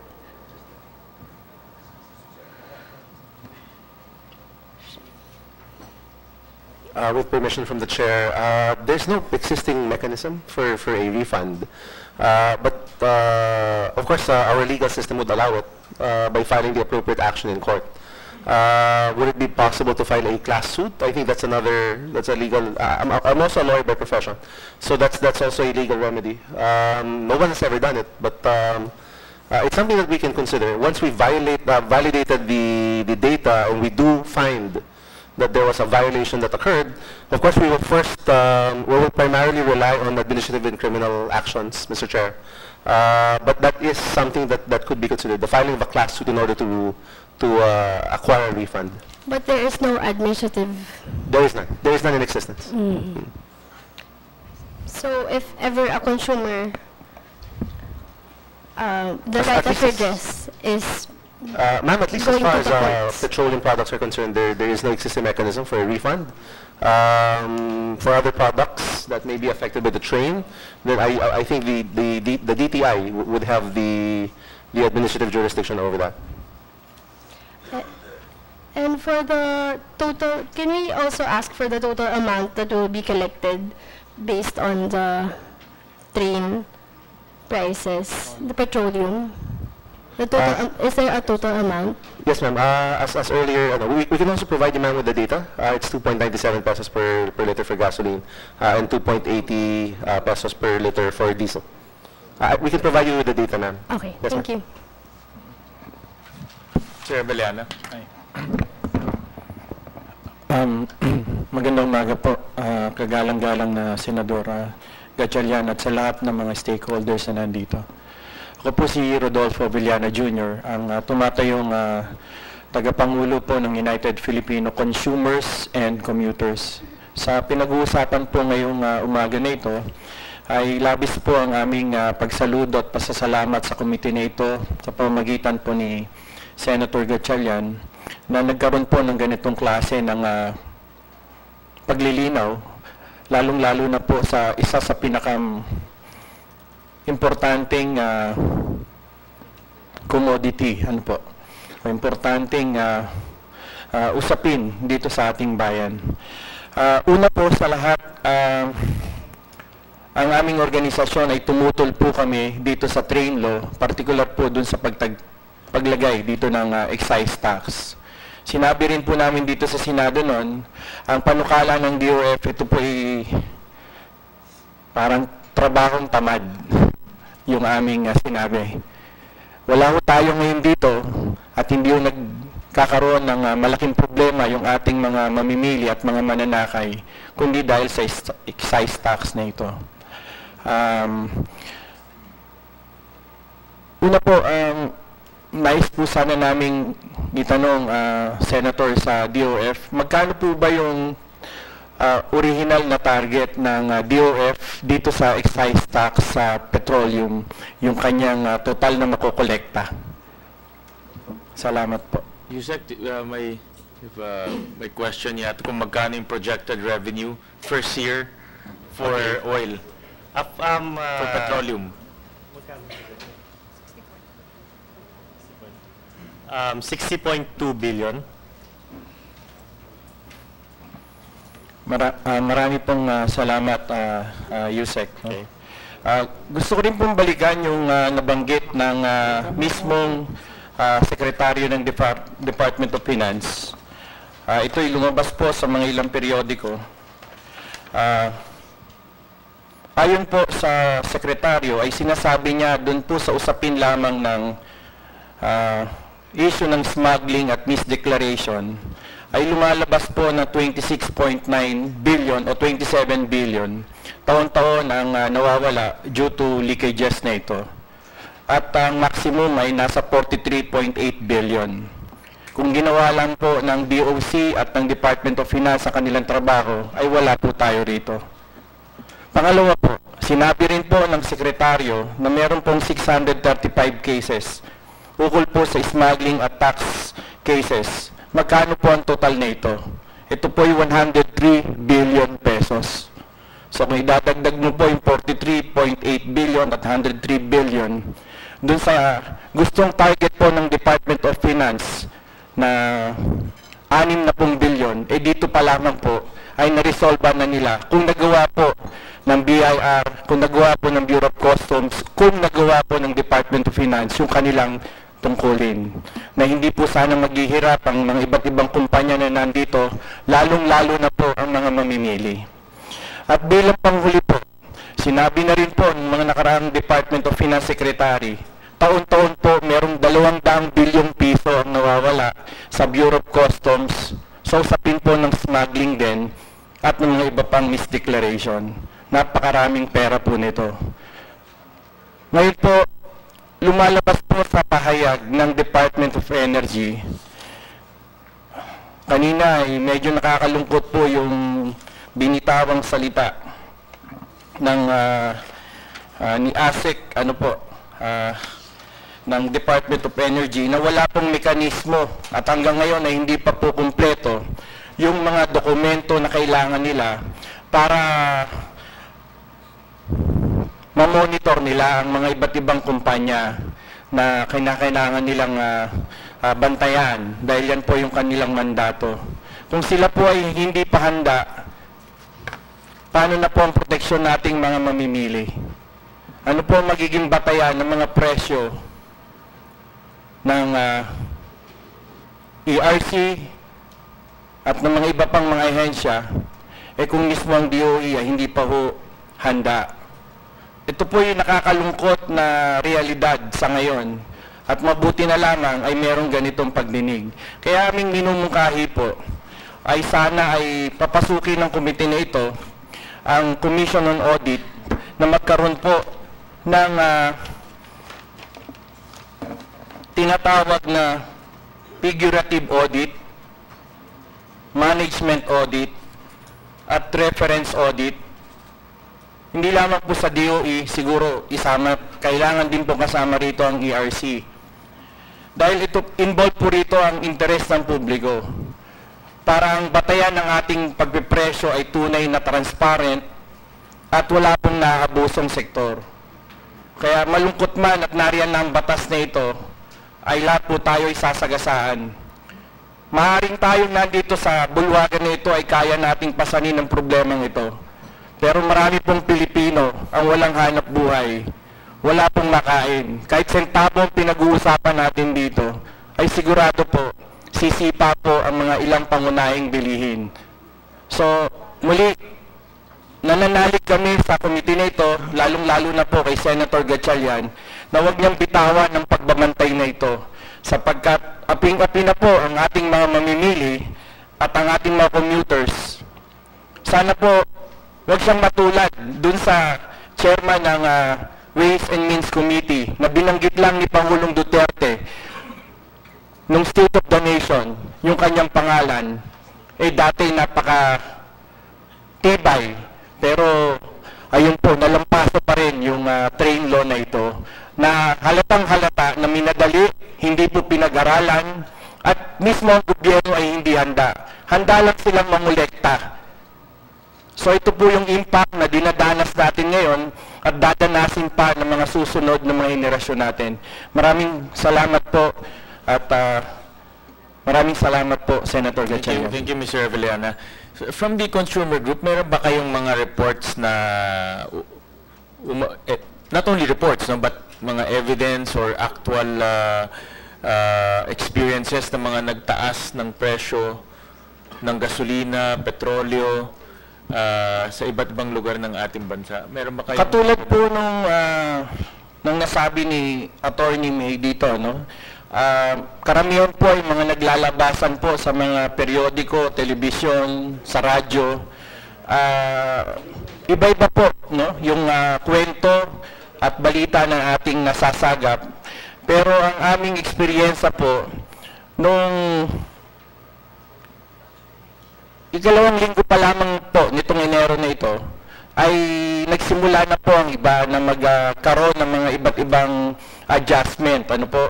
Pero para sa isang consumer group na voluntaryo po, ay mahirap po namin i-monitor to sa isang malaking aspeto. Ano po? Dahil wala po kaming kapasidad at kakayahan na makita ito ng pangmalawakan.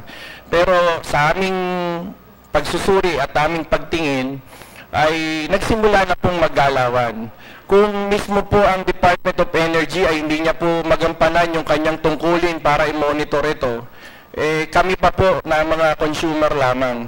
Kaya nga po ang aming isang karagdagang panukala, doon sa mga magbabiolate ng mga oil companies, o power utilities, o distribution utilities, o kahit yung mga nasa pamahalaan na nag-implement po nitong train law na ito, ay maaari po sana nating idagdag na ang pananabotahe na ito sa ekonomiya ay dapat po isama po natin ito as an economic sabotage, ano, sa ating ekonomiya, na wala akong kapatawaran sapagkat ang niloloko niya ay hindi lang po ang taong bayan kundi mismo ang gobyerno.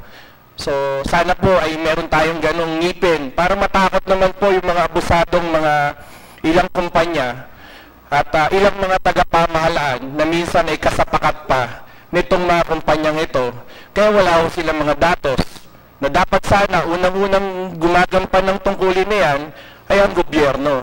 At alam naman po halimbawa ng DOE na paparating yung train law na yan, ay sana'y na-advance na po ng DOE ang kanilang mga pag-aaral at pagsusuri hinggil po dito sa mga inventaryo na ito. Kaya sayang at wala yung Bureau of Customs dito, sayang at wala yung BIR dito, ano po, at nakakalungkot nga po at kakarampot din po yung statement na binitawan ng DOF dito. Pero po sa telebisyon, radyo, etc., massive ang kanilang propaganda na konti lang daw ang impact nito sa kahirapan ng bawat Pilipino. Salamat po. Thank you, Mr. Chair. May we, Nasek, go ahead. with the permission of the chairman. Sir, hindi lang Mr. Abellana, hindi lang naman po kayo yung nag-iisang may pakialam at may pagnanaig sa mga consumers. Una, kami rin po, yung po ang trabaho namin, yung po ang mandato namin. Galing po kami Tagaytay, wala pa po kaming tulog para po pagplanuhan ang aming mga trabaho para sa taon na to. Wala pa po kaming tulog. So hindi lang po kayo nag-isa. You do not have an exclusive franchise or jurisdiction in caring about the consumers. So we would like to take exception to that statement. Pangalawa, wala po kami sinabi hindi po kami handa. Kung hindi niyo po, I don't know if you're aware po, but let me set the record straight. First, kami po nasa gobyerno, we work on the assumption that everybody, lahat po ng mga kasama natin, lahat po ng stakeholders natin, would do and act fairly. So hindi po namin sila pwedeng pangunahan at sabihin, oy, mandadaya kayo. Hindi po pwede ganoon. So, kami po, handa po kami for train. We were working in coordination with other government agencies. Handa po kami for train. And in fact, when we found out that they were going to raise prices, that's the reason why we issued the advisory. Kung natulog po at hindi po handa ang Department of Energy, January 1 pa lang po, nagtaas na po ng presyo ang oil companies. You can look back, you can check po yung mga notices nila. As early as 3rd week of December, may mga kumpanya na po na nagsathreaten mag-akyat ng presyo. Yung mekanismo po na sinasabi ninyo, wala naman po talaga yan. Wala po kasing batas regarding that. Now, yung sinasabi po namin kanina, we of course have to validate kung totoo po na naubos yung kanilang supply. We cannot work on the assumption na dinaya po tayo. Hindi po ganon. Kailangan po namin makita muna kung sino po yung mga oil companies nagtaas ng presyo prior dun sa projected exhaustion average date. At yung mga kumpanya po na nagtaas ng presyo, pinadalhan na po natin ang show cause order. Pero meron po tayo tinatawag sa batas called due process. Kailangan po sila bigyan ng pagkakataon, ipatunay kung sila nga po ay nag-violate ng batas o hindi. At kung sila po naman ay nag-violate ng batas, handa rin po ang Department of Energy na hatulan sila ng administrative sanction at i-recommend po sa Department of Justice ng filing of the appropriate cases against them. So, with all due respect po, we're all working together. Wala pong exclusive franchise dito na isang grupo lang po yung may pakialam sa consumers. Lahat po kami mandato protektahan yung consumers. So with all due respect po, I think we should coordinate with each other. Let's help each other out. Wag naman po yung maghahatulan po tayo dito. It's not very healthy and it's not appropriate. All right, thank you, Asek. And just to Mr. Chair, I'm sorry. Can I also reply to the comments of Mr. Avellana? Yusek. You know, his generalization, I find it unfair for him to state that the train law was trabahong tamad. I think that's a great disservice to the hardworking men and women who worked on crafting the law itself. If he does not know, it took us 6 months to submit the report to the lower house. It was the subject of several discussions. It was based on fact and information that was actually produced by government agencies. After that, it went through several hearings and discussions at the lower house. At the Senate level, we were discussing almost every day for 2 months, even when the Senate was in recess.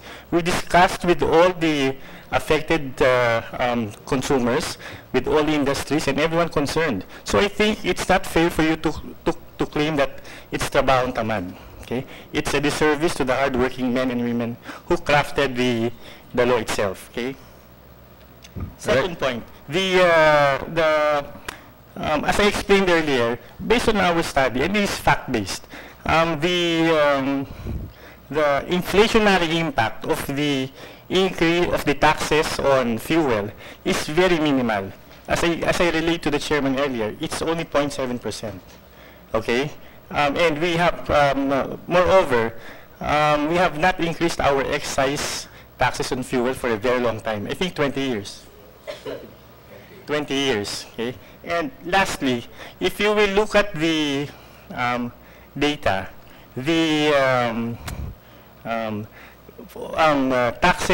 excise tax on fuel products is very progressive. Based on our study, that the highest decile consume around 50% of the fuel demand. Okay, that means the more you consume, the higher taxes you pay. So it's very progressive. That's all, Mr. Chairman. Thank you, gentlemen. And it's been my principle to invite different stakeholders to have a balanced view, and it's also my principle to let these stakeholders voice out their opinions, voice out their whatever they have in mind, as long as it's substantiated and as long as it's truthful. No?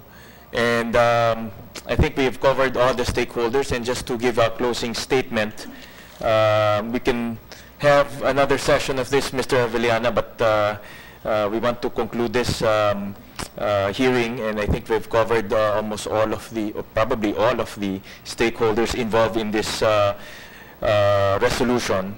Just a concluding statement, and for the information of the consumers. For oil,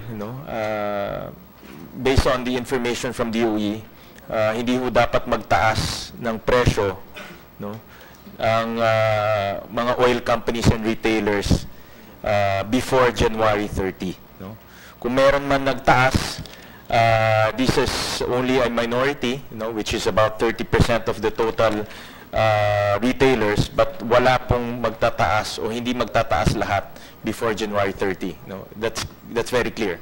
Mr. Chair, so it's the initial projected is January 15, Mr. Chair. That's the average po. That's average January 15, but I think you mentioned earlier dapat hanggang January 30. Some of the companies, Mr. Chair. Iba-iba po kasi yung stock nila, Mr. Chair. Iba-iba, but January 30 lahat. Lahat. Okay. Majority. So let me rephrase it. Makikita natin ang pagtaas from January 15 to January 30. Tama? Makikita natin yung pagtaas in between January 15 to January 30. Yes, Mr. Chair, that's correct. But Mr. Chair, that's on the excise taxes. On the excise tax on fuel, except wala pa po yung fluctuations in the market. Yes, yes. And then the projected increase is 2.97 for gasoline, 3.36 for kerosene, 2.80 for diesel, and 1.12 for LPG. And then for electricity, hindi dapat magtaas ng electricity on coal before February 25 or end of February. Tama? And the projected increase is 7.07 for Meralco franchise and 0.09 for 100% coal supplied electric cooperatives. I think this is information that we gathered today. And for the transmission, makikita na natin yan on our February billing. Tama ba, Larry?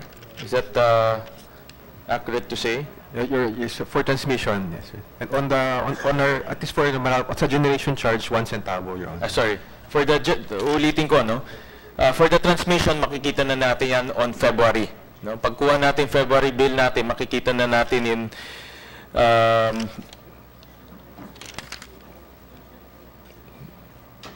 makikita na natin in 0.06 transmission, VAT on transmission.